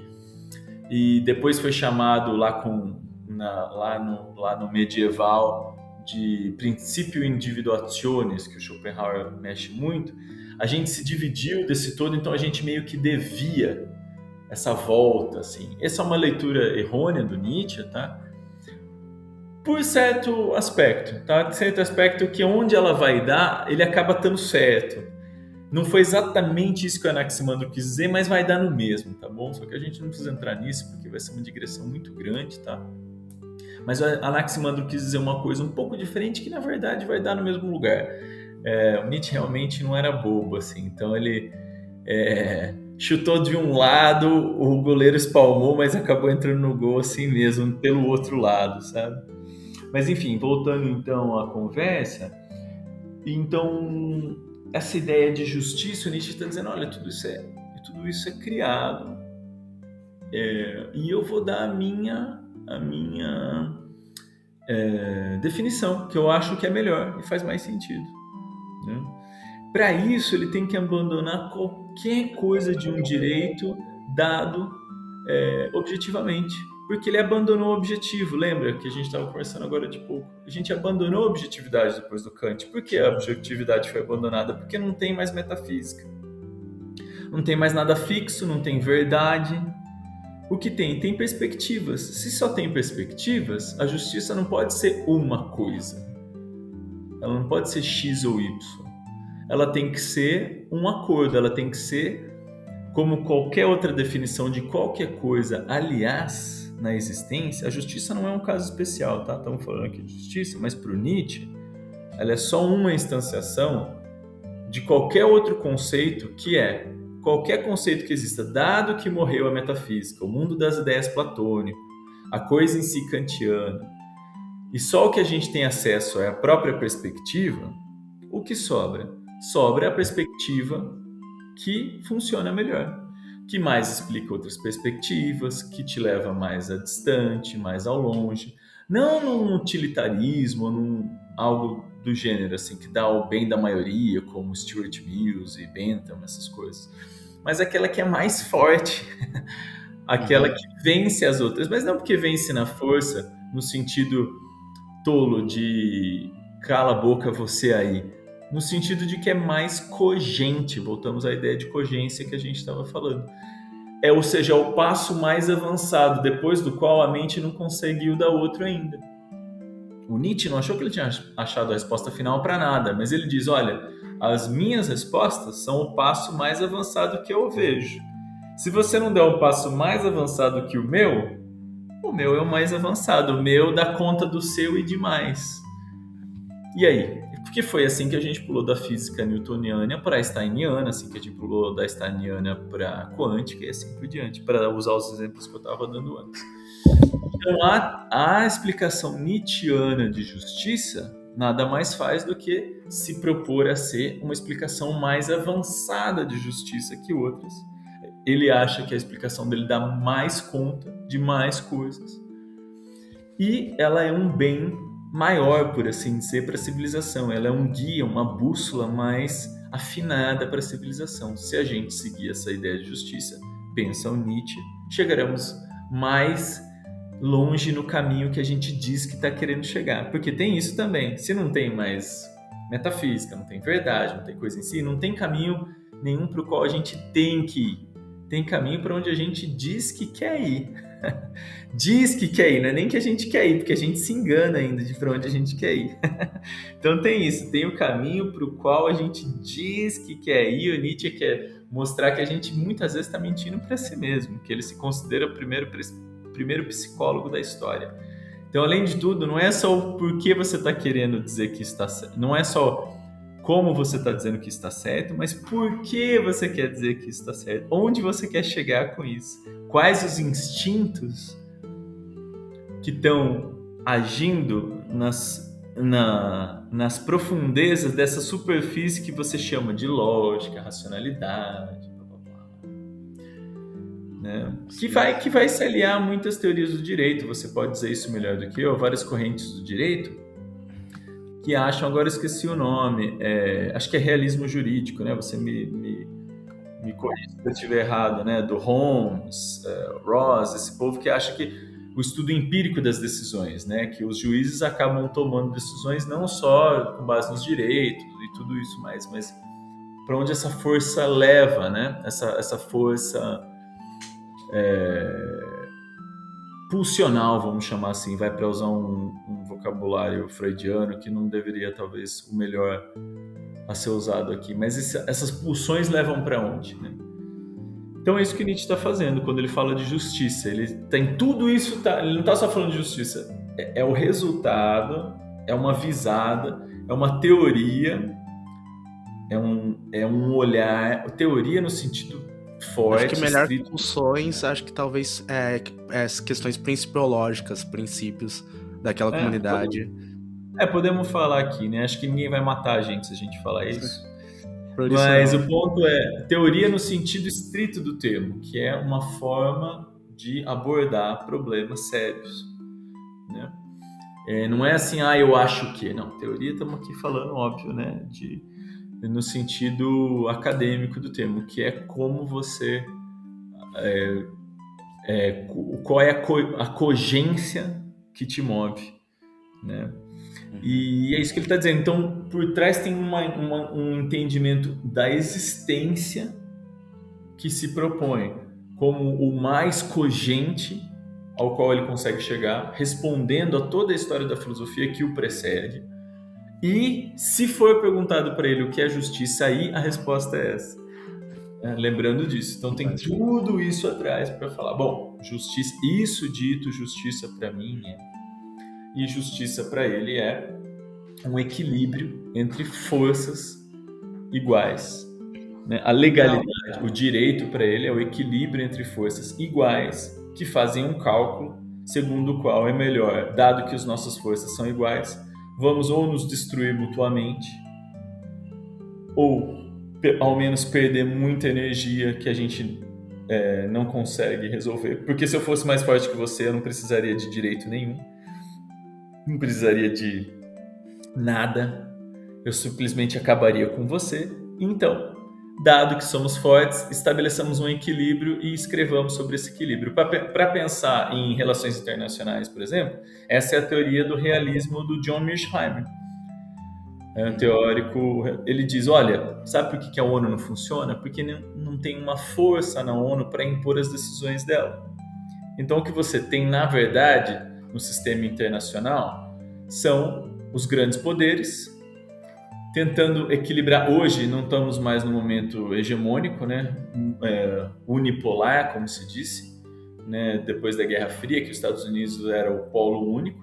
Hoje você tem a China e a China um segundo lugar aos Estados Unidos, mas muito próximo. A Rússia um terceiro lugar distante, mas um terceiro lugar, que tentam equilibrar as suas pressões entre si e estabelecer uma lei que em nada obedece à lei internacional escrita, porque uma lei de facto, não uma lei de jure. As leis de jure não se aplicam aos Estados Unidos, não se aplicam à China, não se aplicam à Rússia. Aplicam a quem tem que obedecer, manda quem pode, obedece quem tem juízo, né? E as leis não se aplicam, mas de facto existe uma lei entre os três acontecendo. É isso que acontece. É isso que o Nietzsche disse. Ele não disse nada de maluco, né? Eu separei aqui para citar para você. Vai parecer que a gente vai desviar, mas não vamos não. Para citar aqui uma passagem na qual eu acho que ele deixa isso bem claro. Ele diz o seguinte, falando sobre o socialismo na época. Tá? O Nietzsche parece ser muito retrógrado em uns pontos conservador, mas é só aparência, tá? A gente pode conversar sobre isso depois. Na minha opinião, pelo menos. Tem gente que acha que ele era retrógrado mesmo. Eu acho que não. Acho que ele era reacionário. Eu não acho que ele era, tá? Mas o aforismo está no Humano Demasiado Humano 1 e se chama Uma Questão de Poder, Não de Direito. É um pouco longo, mas vale a pena, tá? Ele fala assim: para aqueles que sempre consideram a utilidade superior de algo, não há no socialismo, caso ele seja realmente uma sublevação contra os opressores, dos que por milênios foram oprimidos e subjugados, nenhum problema de direito, com a ridícula e débil questão. Ele é inflamatório, tá, gente? Perdão, mas o Nietzsche é assim. Voltando, com a ridícula e débil questão, aspas, até que ponto devemos ceder às suas exigências, as exigências do socialismo, né? Mas sim um problema de poder, aspas, até que ponto podemos utilizar as suas exigências, as exigências que o socialismo faz. O mesmo sucede com um poder da natureza. O vapor, por exemplo, que é forçado pelo homem a servi-lo como a um deus das máquinas. Ou, havendo erros da máquina, isto é, erros de cálculo humano em sua construção, o vapor despedaça a máquina juntamente com o homem.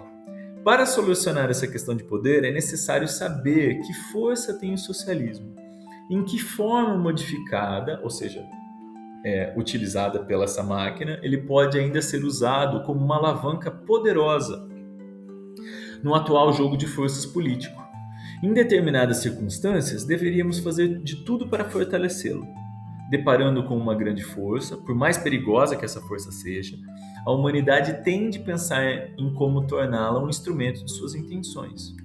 O socialismo só adquirirá direitos quando parecer iminente a guerra entre os dois poderes, entre os representantes do velho e do novo, e o cálculo prudente das chances de conservação e da vantagem em ambos os lados fizer nascer o desejo de um pacto. Sem pacto não há direito, mas até agora não há guerra nem pacto no território mencionado, e portanto nenhum direito e nenhum dever. Então, acho que dá para entender o que ele quer dizer aqui. Se a gente ponderasse, isso aqui são meses de ponderação, a gente podia ficar aqui 2 meses literalmente pensando sobre essa passagem. Mas o que ele quer dizer? Se não tem nada a ser oferecido pela nova proposta organizacional, civilizatória, tanto faz. Não importa se alguém tem direito a isso ou aquilo. Porque o direito a algo, os direitos universais do homem, toda essa coisa do Kelsen, tudo isso, a ideia disso advém de haver uma essência, mas não tem mais essência porque não tem verdade, não tem humano, não tem justiça, não tem liberdade, não tem universal, tem perspectiva. Então tem que ser uma força que se mostre capaz de ser força no sentido de cogência, não força do Estado ou da violência do Estado. Aliás, o Nietzsche é muito contrário.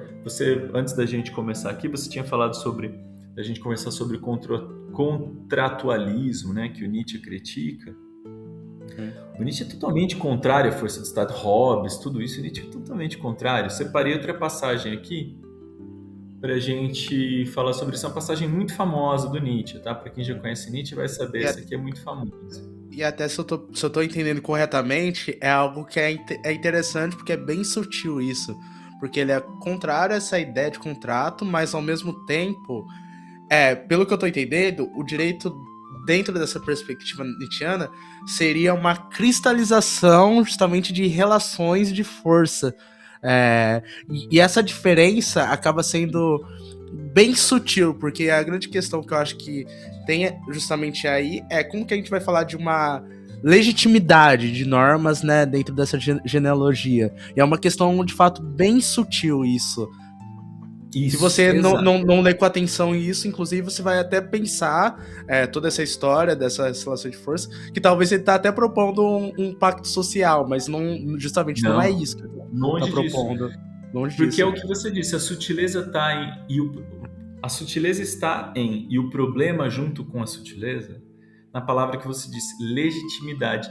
Não existe legitimidade no Nietzsche mais. Porque não tem mais o legítimo.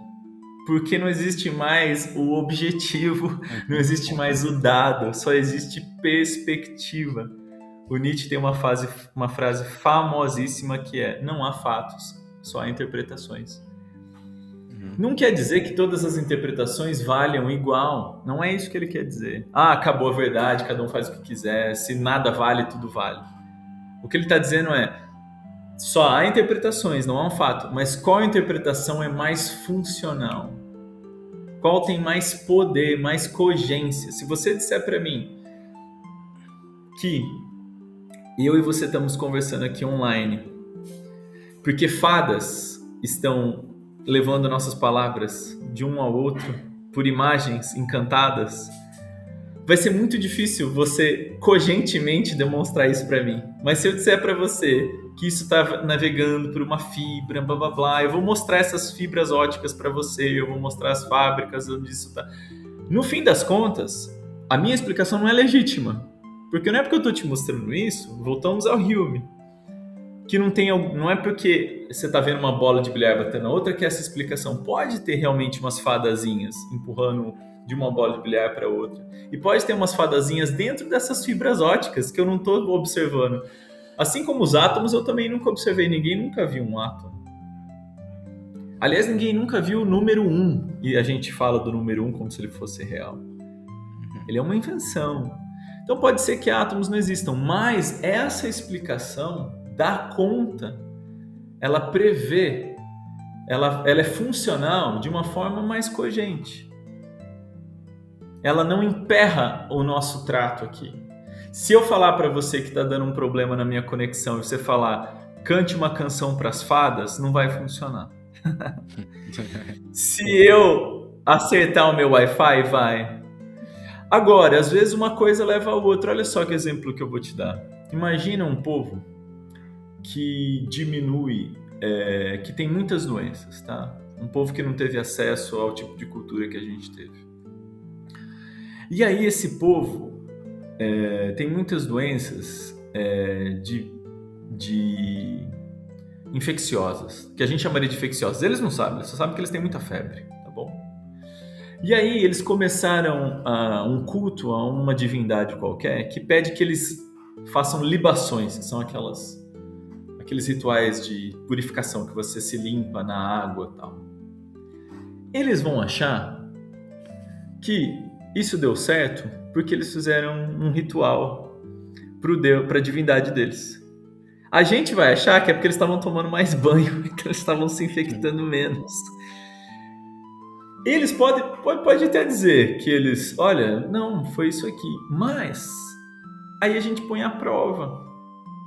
Esse é o ponto. E aí? Aí a gente testa as duas coisas. A gente faz alguém que não acredita nesses deuses, que faz tudo o contrário do que Deus faz, mas se limpa de outra forma, que não tomando banho lá no rio deles, mas passa um álcool gel, sei lá, ou uma... E aí a gente mostra, olha, você pode até estar certo o que você está falando, não estou dizendo que não está, mas essa explicação é muito mais cogente.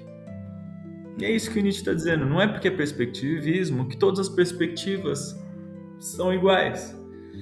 Porque senão, como é que eu ia poder falar que alguém me matou? Na perspectiva dele, pode dizer, mas eu sou outra pessoa agora, eu não quero ser punido, eu não quero ser preso. Isso é um problema gigantesco para jurídico. Mas eu estava sob efeito de álcool. E aí? Então, você pode falar o que você quiser, mas tem cogência, a coisa tem que ter cogência. E é isso que o Nietzsche está dizendo. Então, o que ele está falando é, a explicação tem que ter isso. Agora, para a gente voltar aqui, a indicação que eu ia te dar, eu vou fazer essa citação muito famosa, tá? Essa citação é muito famosa. Eu acho que eu acabei não respondendo uma coisa que você tinha falado aí, tá bom? Mas depois a gente volta nela. Ou se alguém aí, algum ouvinte viu, porque é tanta coisa que a gente está falando, vocês escrevem no chat, eu vou fazer questão de responder depois. Olha, mas o que ele tinha perguntado mesmo era isso aqui, tá? Aí eu vou lá e respondo. Seja livre. Mas a passagem será lido, com certeza. A passagem é aqui, ó. A inserção de uma população sem normas e sem freios numa forma estável, assim como tivera início, foi levada a termo somente com atos de violência, que o mais antigo, aspas, Estado, em consequência, apareceu como uma terrível tirania, uma máquina esmagadora e implacável, e assim prosseguiu seu trabalho, até que tal matéria-prima humana e semi-animal ficou não só amassada e maleável, mas também dotada de uma forma. Utilizei a palavra Estado. Está claro a que me refiro. Algum bando de bestas louras, uma raça de conquistadores e senhores que, organizada guerreiramente, com força para organizar, sem hesitação, lança suas garras terríveis sobre uma população talvez imensamente superior em número, mas ainda informe e nômade. Deste modo começa a existir o Estado na Terra. Penso haver-se acabado aquele sentimentalismo que o fazia começar com o contrato. Então você vê aqui, Christian, a gente está falando do contratualismo, óbvio. E o Nietzsche está dizendo, esquece Rousseau, esquece, não tem nada a ver disso. Não tem nada a ver nem com Hobbes. O Estado vem para pôr o certo, pôr medo. Não. É quem manda, quem pode, obedece quem tem juízo. Mas esse mandar não é da força bruta, e não é isso que o Nietzsche quer. Tá? Ele não quer chegar lá, mas ele está dizendo que a força cogente e a força física opressora, mantenedora, elas andam lado a lado, porque legitimidade acabou, não há legitimidade mais, não há para falar assim, a gente tem que fazer por quê? O certo é esse, o certo é uma invenção. O que eu posso te dar é o que eu vejo como o que mais leva a gente no caminho que a gente diz que está querendo seguir. Mas, se vier uma força bruta, civilizatória, ela vai amassar isso aqui, vocês vão fazer o que eu estou mandando. E como que eu mostro para essa força bruta? Você não mostra nada, você não tem como provar nada, não tem nada de legítimo, ela vai mandar em você como quiser. A mesma forma que é o Nietzsche, lógico, o Nietzsche não é nenhum bruto, isso ele está dizendo, ele não está apoiando essa criação do Estado, ele só está dizendo que o Estado foi criado assim, ele não está dizendo isso está certo, longe disso. O que ele está dizendo, o que ele está fazendo é uma genealogia da criação do Estado, não tem impacto nenhum. O que tem é, você faz o que eu mando porque eu quero que você faça. Não tem nem Hobbes, um Leviatã que vai por medo, não tem nada disso. Tem, faz e acabou. Que assim é. E o que Nietzsche está dizendo é que, mediante isso, a gente pôde desenvolver um intelecto que procura a melhor solução, a mais cogente. E é nessa solução que o Nietzsche quer chegar. E olha só como ele quer chegar, tá? Eu vou te dar uma outra, juro que é a última citação que eu separei para hoje, mas é que eu acho que ela explica, para mostrar que o Nietzsche não é nenhum bruto, mostra onde o Nietzsche quer chegar. Porque para ele justiça, eu vou fazer um prefácio rápido aqui, como eu disse, é equilíbrio entre forças iguais. Entre quem está abaixo não tem direito a nada para o Nietzsche. Direito é conquistado através da força, que nada mais é do que eu posso... Nossa, então o Nietzsche é um bruto, ele acha que quem é fraco, tem que ser atirado ao fogo. Pelo contrário, ele quer desenvolver uma humanidade psicologicamente forte o suficiente, ou fisiopsicologicamente, como ele diz, não tem nada de eugenia, por isso que ele foi...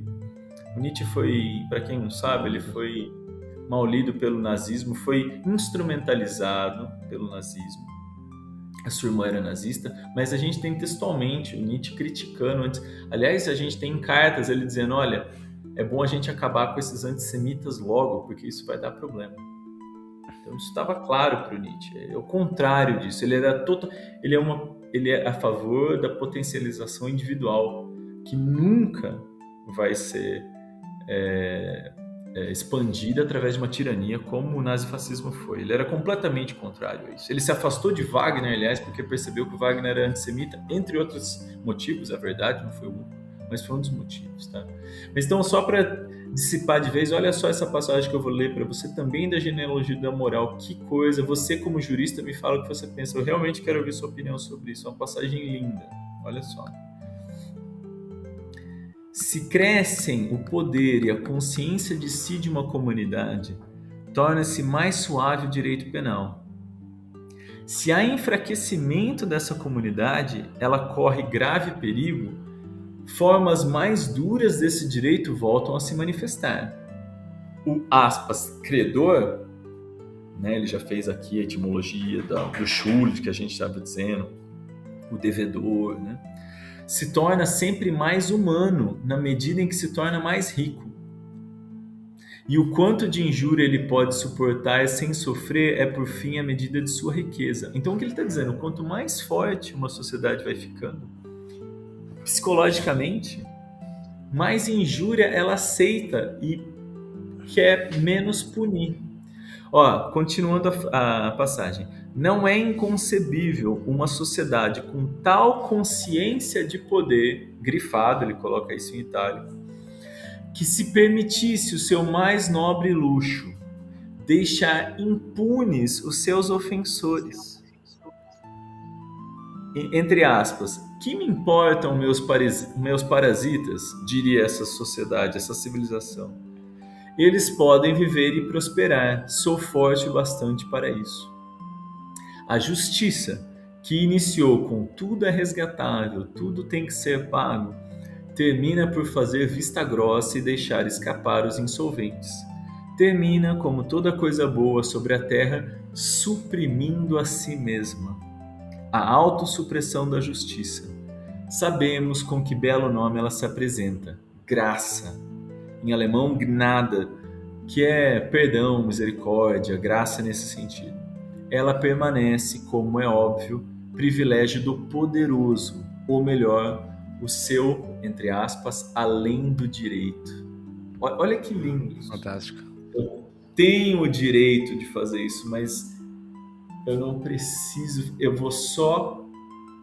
Olha o que isso diz, olha a visão, o que isso diz do sistema carcerário. Você sabe melhor do que eu toda coisa de ser punitivo em vez de corretivo. O que quer dizer corretivo? Sim. Tem até uma ideia... a sociedade, as tentativas noruegueses de prisão socioeducativa, medidas socioeducativas, como a gente chama aqui. Isso aqui está tudo delimitado. Paulo Freire, tudo que a gente fala. Mas desculpa, você ia falar algo. Tem até um grande autor vivo, o Ferraioli, um italiano, não sei se conhece ele. Não. Eu tive a grande oportunidade, inclusive, de conhecê-lo pessoalmente. Ele veio para Canoas, recebeu o título de doutor honoris causa. Eu assisti toda a conferência dele, foi um momento fabuloso, fabuloso. E ele é um dos pais da escola garantivista do direito penal. É o que a gente tem hoje, contemporaneamente, duas grandes escolas. A punitivista, que entende que o direito penal tem o dever de punir, e esse é o papel dele, e tem essa garantivista, que ela tem algumas ideias, e a que eu acho mais interessante é que entende que, na verdade, o direito penal serve para restringir o poder do Estado. E como que vai ser restringido o poder do Estado? Através do processo. Então, o processo penal é para mostrar o procedimento pelo qual as leis devem atuar para não ficar tão aberto, porque, de fato, A prisão, por exemplo, tem que ser a última ratio. O direito penal é a última ratio, a última razão. Não tem mais nada para fazer, aí ele entra. Porque justamente o direito penal é muito pesado. Muito. É muito pesado. E aí o processo penal vai existir justamente para quê? Pra gente limitar o poder do Estado. Porque sem uma limitação desse poder do Estado, muitas vezes o que pode acontecer é catastrófico. Maravilhoso, maravilhoso. E são insights como esse que o Nietzsche estava vendo. E óbvio que o Nietzsche não é nenhum tonto. Ele não quer dizer, olha, um dia a gente vai acordar e tudo bem, daí a outra face. Não é isso que ele está dizendo. O que ele está querendo, e o resto de toda a filosofia, como a gente disse, a justiça é uma vírgula na filosofia dele. Ele não é nenhum legalista. Né? Então, a justiça é uma vírgula em um oceano de tentativa de fortalecimento da humanidade. Uhum. Um movimento civilizatório para gerar uma humanidade forte o suficiente, não só para aguentar as injúrias, mas para injuriar menos. Esse é o ponto. É uma humanidade que é fisiopsicologicamente forte. Eu falo físio, não, de novo, nada de eugenia, coisa assim, mas o Nietzsche fala de uma dietética, de uma cultura. Ele não estava dizendo vamos criar eugenicamente um ser biologicamente superior, mas ele está dizendo cultivar em todos os aspectos, seja com um tipo de saúde correto, com um tipo de ar correto, com um tipo de dietética alimentar e cultural correta, que desde o berço você falou do eterno retorno. O eterno retorno é uma das chaves para o Nietzsche para fazer isso. Ele está dizendo a gente tem que fortalecer a civilização. Eu não vou entrar nesse porém, porque é muita coisa para ser explicada aqui, mas basicamente é uma via para a afirmação da existência. Ele quer que a gente afirme a existência tal qual ela é, ao invés de tentar, num delírio de onipotência, achar que a gente sempre vai resolver, que se eu fizer o culpado pagar por algo, tudo vai dar certo, que os pesos vão ser restituídos, as balanças vão ser... Não existe balança porque não existe fiel da balança, não existe peso. Existem pulsões que pedem seus arrefecimentos e a gente faz como pode para lidar com isso. Essa maturidade, essa sobriedade é uma coisa dificílima. Nenhum de nós chegou. O Nietzsche não achava que ele próprio tinha chegado. É um projeto civilizatório no sentido forte do termo, na acepção forte, quer dizer assim, ele está pensando em gerações. A gente vai começar agora, ninguém vai ver esse resultado. Você vai começar, como diz o Safatli, se você chegar lá no século XVI e perguntar para alguém se ele é republicano, vão dar uma risada de você. República. E hoje não tem um país levado a sério que não seja república. De alguma forma. Que não tenha o poder monárquico, acabou. Ele é uma relíquia, um vestígio, um vestigial que continua por aí. E a mesma coisa, tem uma fala da Jane Fonda, essa atriz, a Maria vocês devem conhecer, já bem antiga, a fala dela, mas ela diz, quero dizer, vocês devem conhecer a atriz, a fala é antiga, mas duvido que a maioria de vocês conheça, porque é uma coisa mais nichada, assim, acabou caindo no meu colo, mas eu acho muito boa. Ela é uma ativista bem envolvida, e ela diz que quando ela era nova, ela achava que o ativismo era tipo uma corrida de sprint, assim, sabe, de metros rasos, como a gente fala em português, né, 200 metros. Aí quando ela foi ficando mais velha, ela começou a achar que ativismo era uma maratona. E hoje ela vê que ativismo é uma corrida de revezamento. Você não vai chegar lá do outro lado, você vai passar o bastão. Você está empurrando, então o Nietzsche está pensando nisso. Quando ele fala do além do homem, ou você citou o super-homem, né? A melhor tradução hoje em dia na academia é além do homem, mas a gente entende quando fala super-homem também. Mas ele quer dizer, na verdade, não é do homem, tá? O Nietzsche está falando em Mensch, que a melhor tradução, eu acho, seria humano nesse caso, mas como qualquer tradução é sempre complicada, ela só faz sentido em certos conjunturas e não em outras conjunturas. Então, nessa conjuntura do super-homem, como ficou conhecido, é o além do homem, é Übermensch. Então, é o além do humano, seria assim, o além da humanidade, algo que chegou além da humanidade, porque ele está mostrando, gente, isso aqui não é pra gente, não, isso aqui é uma meta para pôr lá na frente de alguém que aceita a existência, é forte o suficiente para aguentar o que tem na existência, para não querer punir, mas não é só não querer punir, porque se você é forte o suficiente para gostar não gostar, para afirmar a existência, mesmo com suas maiores mazelas,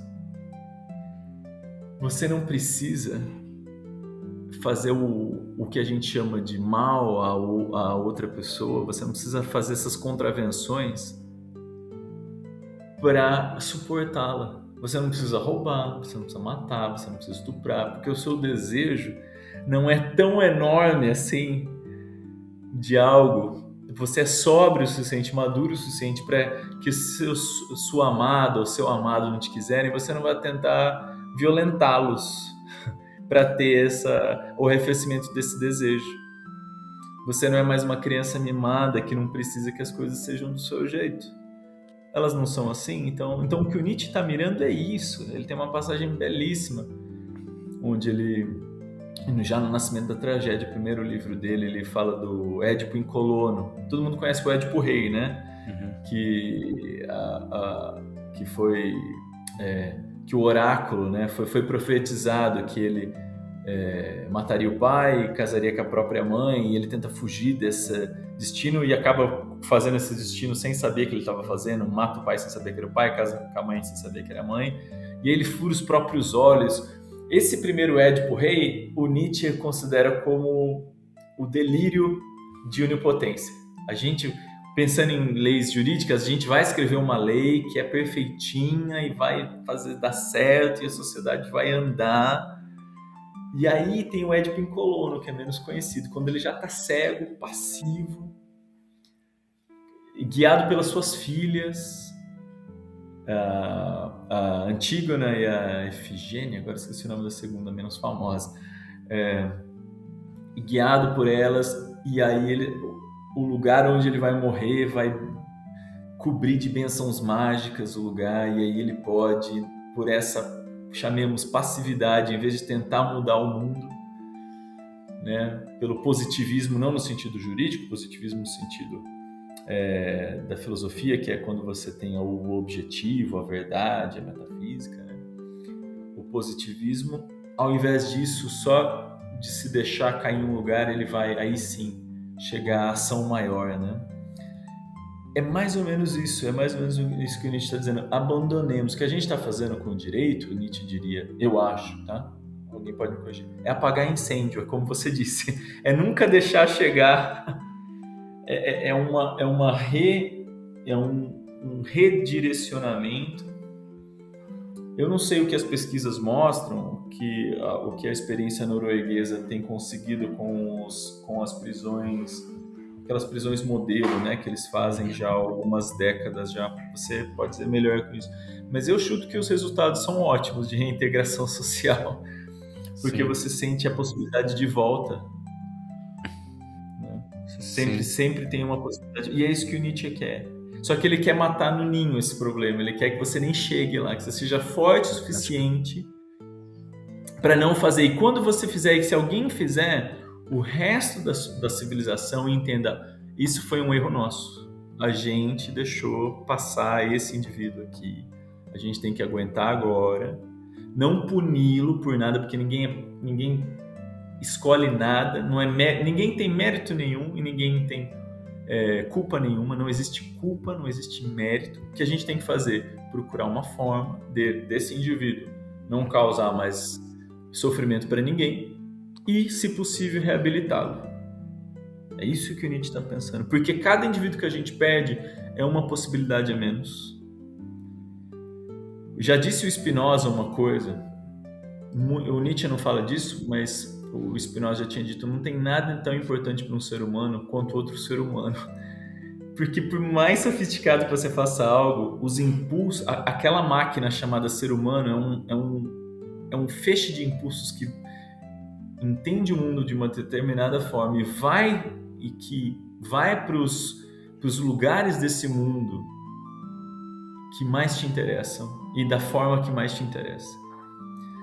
Pensa, vamos fazer um experimento bobo aqui. Pensa uma pessoa que tenha tudo, as maiores tecnologias, ela viaje para Marte, ela se teletransporte, ela nunca mais sinta fome, se ela tiver 2 ou 3 pessoas para o resto da vida e ela tem uma vida imortal, não sei quão feliz ela será. Mas se tiver alguém que tem pouquíssima coisa, o suficiente só para suas necessidades básicas, mas seja amado por uma população. É uma disputa o que eu estou falando? Não é nenhuma disputa. É uma disputa? Não é. É claro que você escolhe a segunda coisa. Sim, O com que o Nietzsche certeza. quer é isso. O que o Nietzsche quer é isso.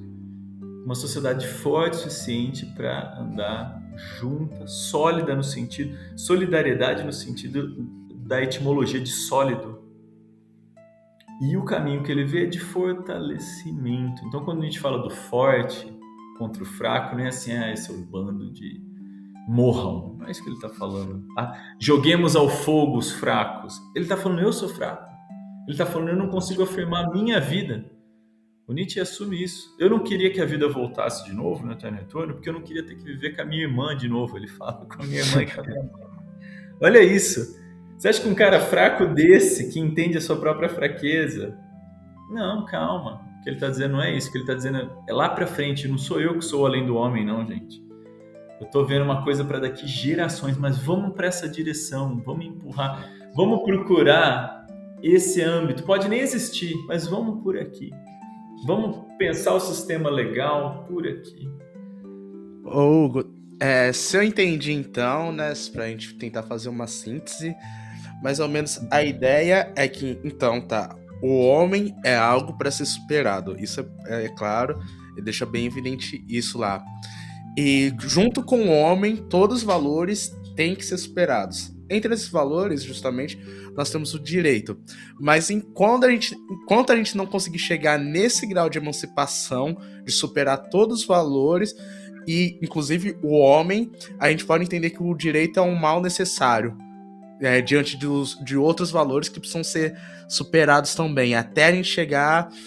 eu ia falar esclarecimento, mas que não acho que não é a melhor palavra, né? A gente vai voltar para Kant. Mas enquanto a gente não chegar nesse momento de superação de tudo, o direito acaba, em certo sentido, sendo esse mal necessário, porque sem esse valor em si, na disputa de forças entre os outros valores, vai estar pior. Acho que a gente poderia fazer uma síntese mais ou menos. Eu acho que é uma boa síntese. Eu acho que é uma boa síntese. Para deixá-la mais refinada, a gente pode dizer que em vez de mal necessário, porque lembra, o Nietzsche é o autor de Além de Bem e Mal. A gente tem que deixar para trás, não tem bem e mal. Tem o que funciona e o que não funciona. Tem o que deixa a gente mais forte ou menos forte. Se a gente quer sofrer menos, a gente tem que ficar mais forte, segundo o Nietzsche, tá? Estou dizendo que eu concordo, como eu já disse, eu discordo de várias coisas, mas o argumento é muito forte. Então ele está dizendo, a gente tem que ser, o argumento é cogente, tá? Para usar o que a gente está falando. Então ele fala, para ser forte, a gente tem que ir para além de bem e mal. Então o direito é um tapa-buraco, é um bombeiro para apagar esse incêndio que a gente tem agora. É isso, mas não é o melhor, longe.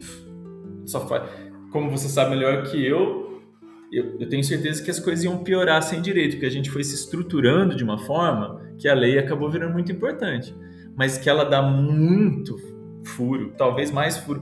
Se fosse por pôr ali mais furo do que acerto, eu não sei quem ganha.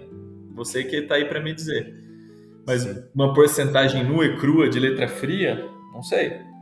Mas o que Nietzsche está dizendo é não adianta pôr a culpa na justiça, porque isso é mesmo com a política, ou mesmo com a ciência, ou mesmo com a filosofia, com todas as áreas do saber, a gente veio até aqui achando que tinha o certo a ser feito, a gente descobriu que não tem. O que faz agora? A gente tem que amadurecer primeiro, tem que se tornar forte. Antes disso, vai tapando sol com a peneira, faz o que dá pra gente não morrer no processo. Mas a meta é outra. A meta tem que ser outra. O garantivismo, é isso que você disse? Isso, garantivismo penal. Eu já tinha ouvido, mas eu não sabia o que ele, em oposição a que ele estava, né? Você disse que é contra o punitivismo, né? Parece ser para mim esse tipo de via. O que tem que ser? No Nietzsche tudo é nuançado, não tem preto no branco. São tudo áreas cinzentas. Então o que a gente faz? Se tem uma nuance, peraí, até onde o Estado pode ir, o que o direito faz, ele já gosta mais. Já parece para mim isso que é por aí. Porque é sempre uma perspectiva. Não dá para tomar esse é o certo a fazer.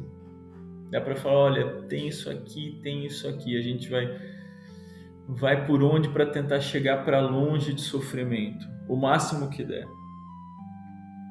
Ou a gente, pior, o Nietzsche chega nesse extremo, que aí eu discordo um pouco mais, mas ele chega e, de novo, o argumento é forte. Ele diz, ou a gente vai se tornar forte o suficiente para isso que a gente está chamando de sofrimento hoje, nem ser sofrimento mais. Pesado. E as consequências práticas disso seriam dificílimo, mas o argumento é forte.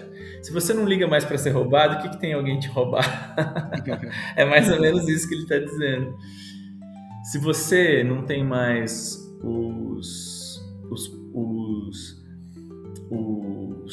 problemas com as ligações. Eu vou dar um exemplo muito idiota que me ocorreu agora. Se você não liga mais para ser difamado porque realmente o que vem de baixo não te atinge, se você está preparado a perder as suas posses, talvez, porque uma difamação pode levar a isso, e daí que alguém te difamou? Pesado. Mas é isso que o cara tá mirando. De novo, não tô dizendo que ele tá certo, mas o argumento é forte. Nisso eu concordo com ele, tá? Eu acho que se você for efetivamente forte... Agora, como chegar lá, eu discordo. Eu acho que dá para unir as duas coisas. Acho que dá para unir de outra forma. Mas o argumento é forte. Realmente, se você for forte o suficiente... Olha, note, a civilização ela já opera assim. Em algumas células. Por exemplo, na família. A família releva coisas, certo? Tanto que, imagina, disputas familiares são uma coisa totalmente diferente de disputas jurídicas e empresariais, por exemplo. Tem nada a ver uma coisa com a outra. Quando o Estado não tem que intervir, porque muitas vezes as famílias se perdoam coisas que o Estado já não perdoa mais. A lei não perdoa mais. Vamos dizer, abusos, sejam físicos, sejam só de violência, como sejam de violência especificamente sexual. O Estado não perdoa mais, mas em família isso é perdoadíssimo, tanto que o Estado tem que intervir. Sim. O que o Nietzsche está dizendo não quer dizer que essas pessoas aceitem isso, porque elas são todas, pelo contrário, elas estão aceitando por fraqueza, infelizmente, coitadas. Não por fraqueza porque seus fracos, você não está se rebelando, não, porque ela não quer morrer. Pelo amor de Deus, como eu disse, o Nietzsche não é maluco, ele não queria nem viver com a irmã de novo, sabe? Ele não está culpando fracos. Ele está falando, você levou uma porrada na cara, como que você está reclamando disso? Não, você tem que reclamar, você está certo. Você está certíssimo. Não é isso que ele está falando, não, deixa roubar. Meu marido está roubando de mim, Não, pelo amor de Deus. Ele está dizendo para a gente estruturar de uma forma que isso ia acontecer tão pouco, e se acontecer, você está tanto pessoalmente quanto civilizatoriamente amparado de uma forma que você se põe acima disso. Esse é o ponto. De forma alguma ele está culpando a vítima, de jeito nenhum. Tem nada a ver com isso. Ele está falando, que eu quero criar pessoas tão fortes que elas nunca se sintam vítimas, entendeu? Mais ou menos o que ele quer dizer, olha, o exemplo parece meio absurdo, tá? Ele nunca fala nesses termos, tá bom? Essa é uma interpretação minha. Mas mais ou menos o que a gente está dizendo é o seguinte, uma criança que apanha de um adulto é uma coisa, mas um adulto que apanha de uma criança, ele não vai na polícia, entendeu? É mais ou menos isso que a gente quer dizer. Você vai criar pessoas fortes o suficiente que nunca se coloquem nessa situação. E não porque elas são fracas. O Nietzsche está chamando de forte e fraco, é nisso que eu discordo dele. É nisso que eu discordo do Nietzsche. Não vamos chamar de forte e fraco. Vamos chamar de pessoas às quais foram dadas as chances de se desenvolverem para vamos chamar de maturidade para certas coisas. Isso não desmerece ninguém. Ninguém tem culpa de não ter tido chance de se desenvolver num caminho. Você, por exemplo, pode ter se desenvolvido muito no direito, como se desenvolveu, mas não ter certas habilidades sociais que outra pessoa tem. Eu me desenvolvi bastante na filosofia, mas posso não saber sair de situações. Posso ser muito maduro na filosofia, mas muito imaturo em certas relações familiares. Talvez, vamos supor que eu apanhasse de alguém, graças a Deus nunca aconteceu na minha vida, mas que meu pai me batesse, alguma coisa assim, e eu não soubesse me desvencilhar disso, isso teria sido uma imaturidade, que é culpa minha? Claro que não é culpa minha. Eu consegui me desenvolver em outras áreas, mas eu fui imaturo nessa. Assim como eu, com certeza eu sou imaturo em várias áreas. Imaturo e maduro, o que quer dizer bem desenvolvido? Só estou falando de imaturo e maduro para a gente ficar na ideia da criança e do adulto.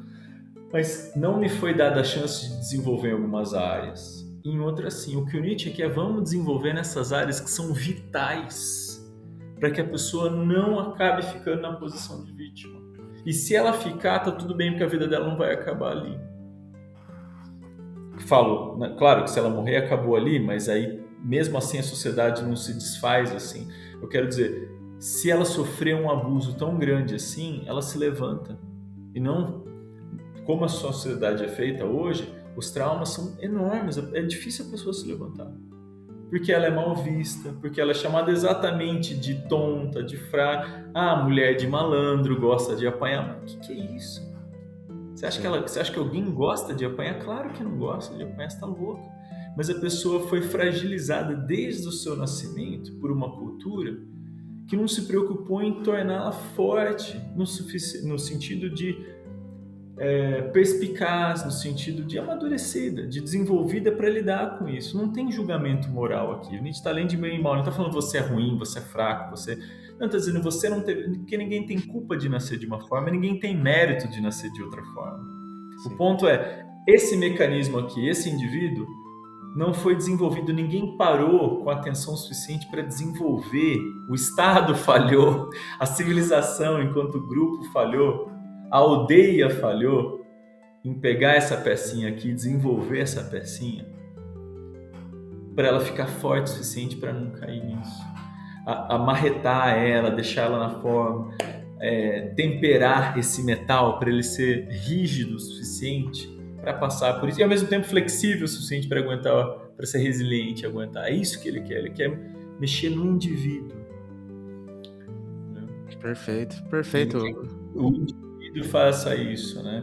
E com sorte, nunca mais essas coisas, mas sem julgamento de valor nenhum. No Nietzsche não tem, porque estamos além de bem e mal, além de culpa, além de mérito. O que ele está pensando é, isso funciona, isso não funciona. Como que a gente faz para todo mundo ter essa sorte? Tá vendo esse cara aqui, ó? Não importa o que aconteça com ele bola para cima, cabeça para frente.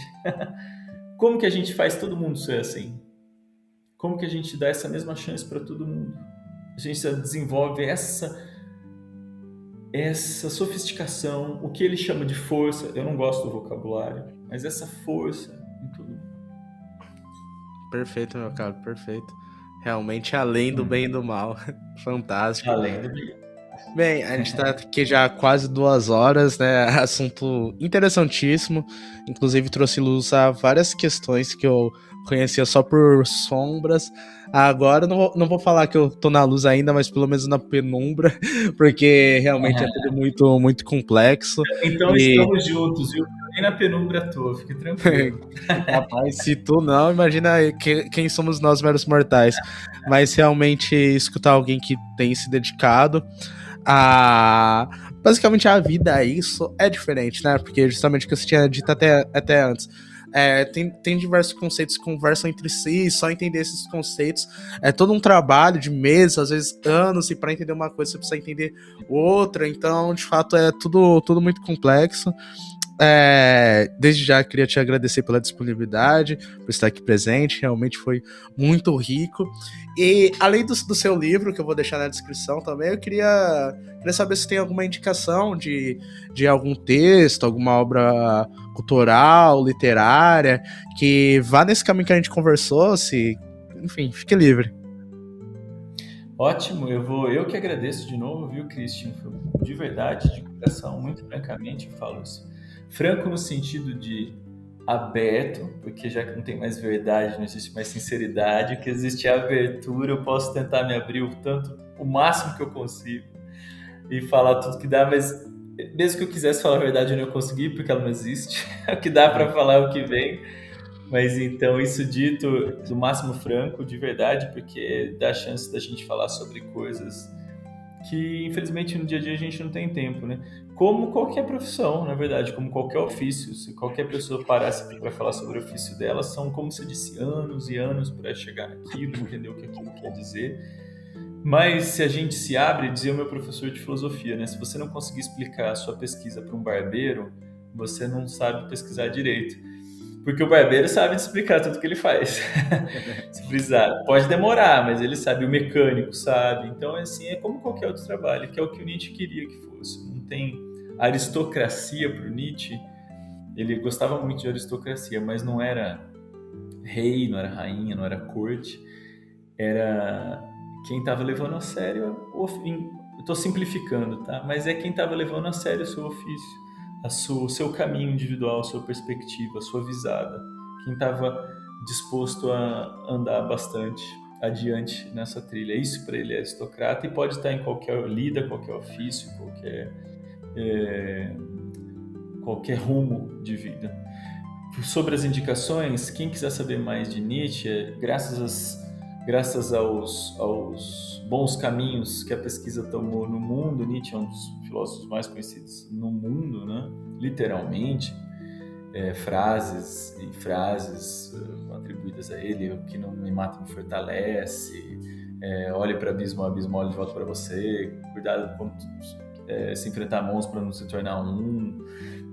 Enfim, aparece tá em filme e tudo aí, então tem pesquisador de todo tipo, muita gente boa mesmo, gente que me surpreende, que sabe. O Christian foi legal aí falar que eu sei muito, mas tem muita gente que sabe muito mais que eu de Nietzsche. Eu sei num nichinho aí importante dele, mas tem muita gente que pesquisa muita coisa interessante. Sobre filosofia do direito, especificamente, eu recomendo vocês procurarem os trabalhos do meu orientador, como eu disse para vocês, Oswaldo Chacoya Jr. Ele é um dos grandes nomes da filosofia no país e é formado tanto em direito quanto em filosofia. Um grande especialista de Nietzsche, entre outros pensadores com os quais ele trabalha, além da própria filosofia própria dele, autoral, em primeira pessoa, que ele faz, sempre mexendo muito com direito, bioética, criminalidade, várias vertentes do direito importante, mexe com a Agamben, que para o direito é muito importante, entre outros, Hannah Arendt, Kelsen.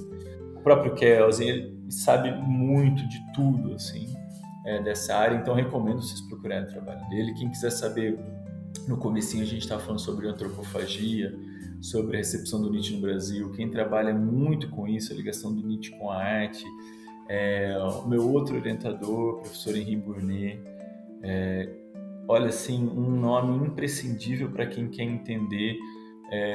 Se alguém estiver pensando em música no Brasil, faço essa vertente, não é exatamente o assunto que a gente estava tendo, mas é que eu acho ele o grande nome do país para isso, mas mexeu muito com Nietzsche, Wagner, faz ligações do Nietzsche, da relação de Nietzsche e Wagner, e Wagner como protofascismo, e como isso foi mal ou bem entendido, quanto se fala mal do Wagner sobre isso, quanto se fala mal do Wagner que não deveria se falar sobre isso, ou que se deveria falar sobre isso através do Adorno, indústria cultural, e tudo isso passa com certeza pelo direito. Então são dois nomes que eu deixo para vocês porque trabalhei com eles muito próximos, né? Mas além disso tem grandes nomes da pesquisa Nietzsche, a Scarlett Martin, professor Scarlett Martin da USP, sensacional, fora de série.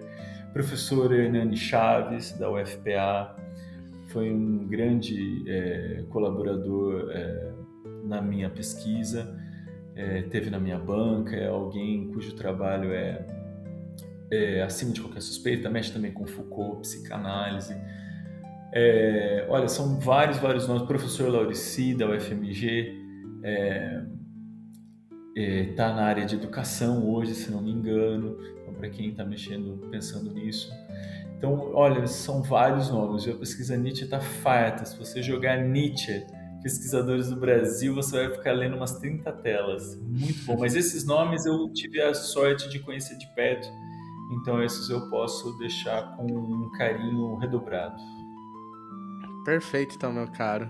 Fica aí a lista de várias indicações. Vou deixar seu Lattes também aí aqui abaixo, né?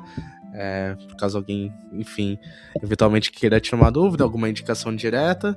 E é isso, novamente, obrigado, Hugo, obrigado pra você que, pra usar o termo aí kantiano, ousou saber e ficou aqui até agora, né, conversando com a gente. Muita coisa boa está por vir, muita gente legal aí nos próximos episódios. E é isso daí, vamos continuar navegando e ousando saber. Obrigado, até a próxima.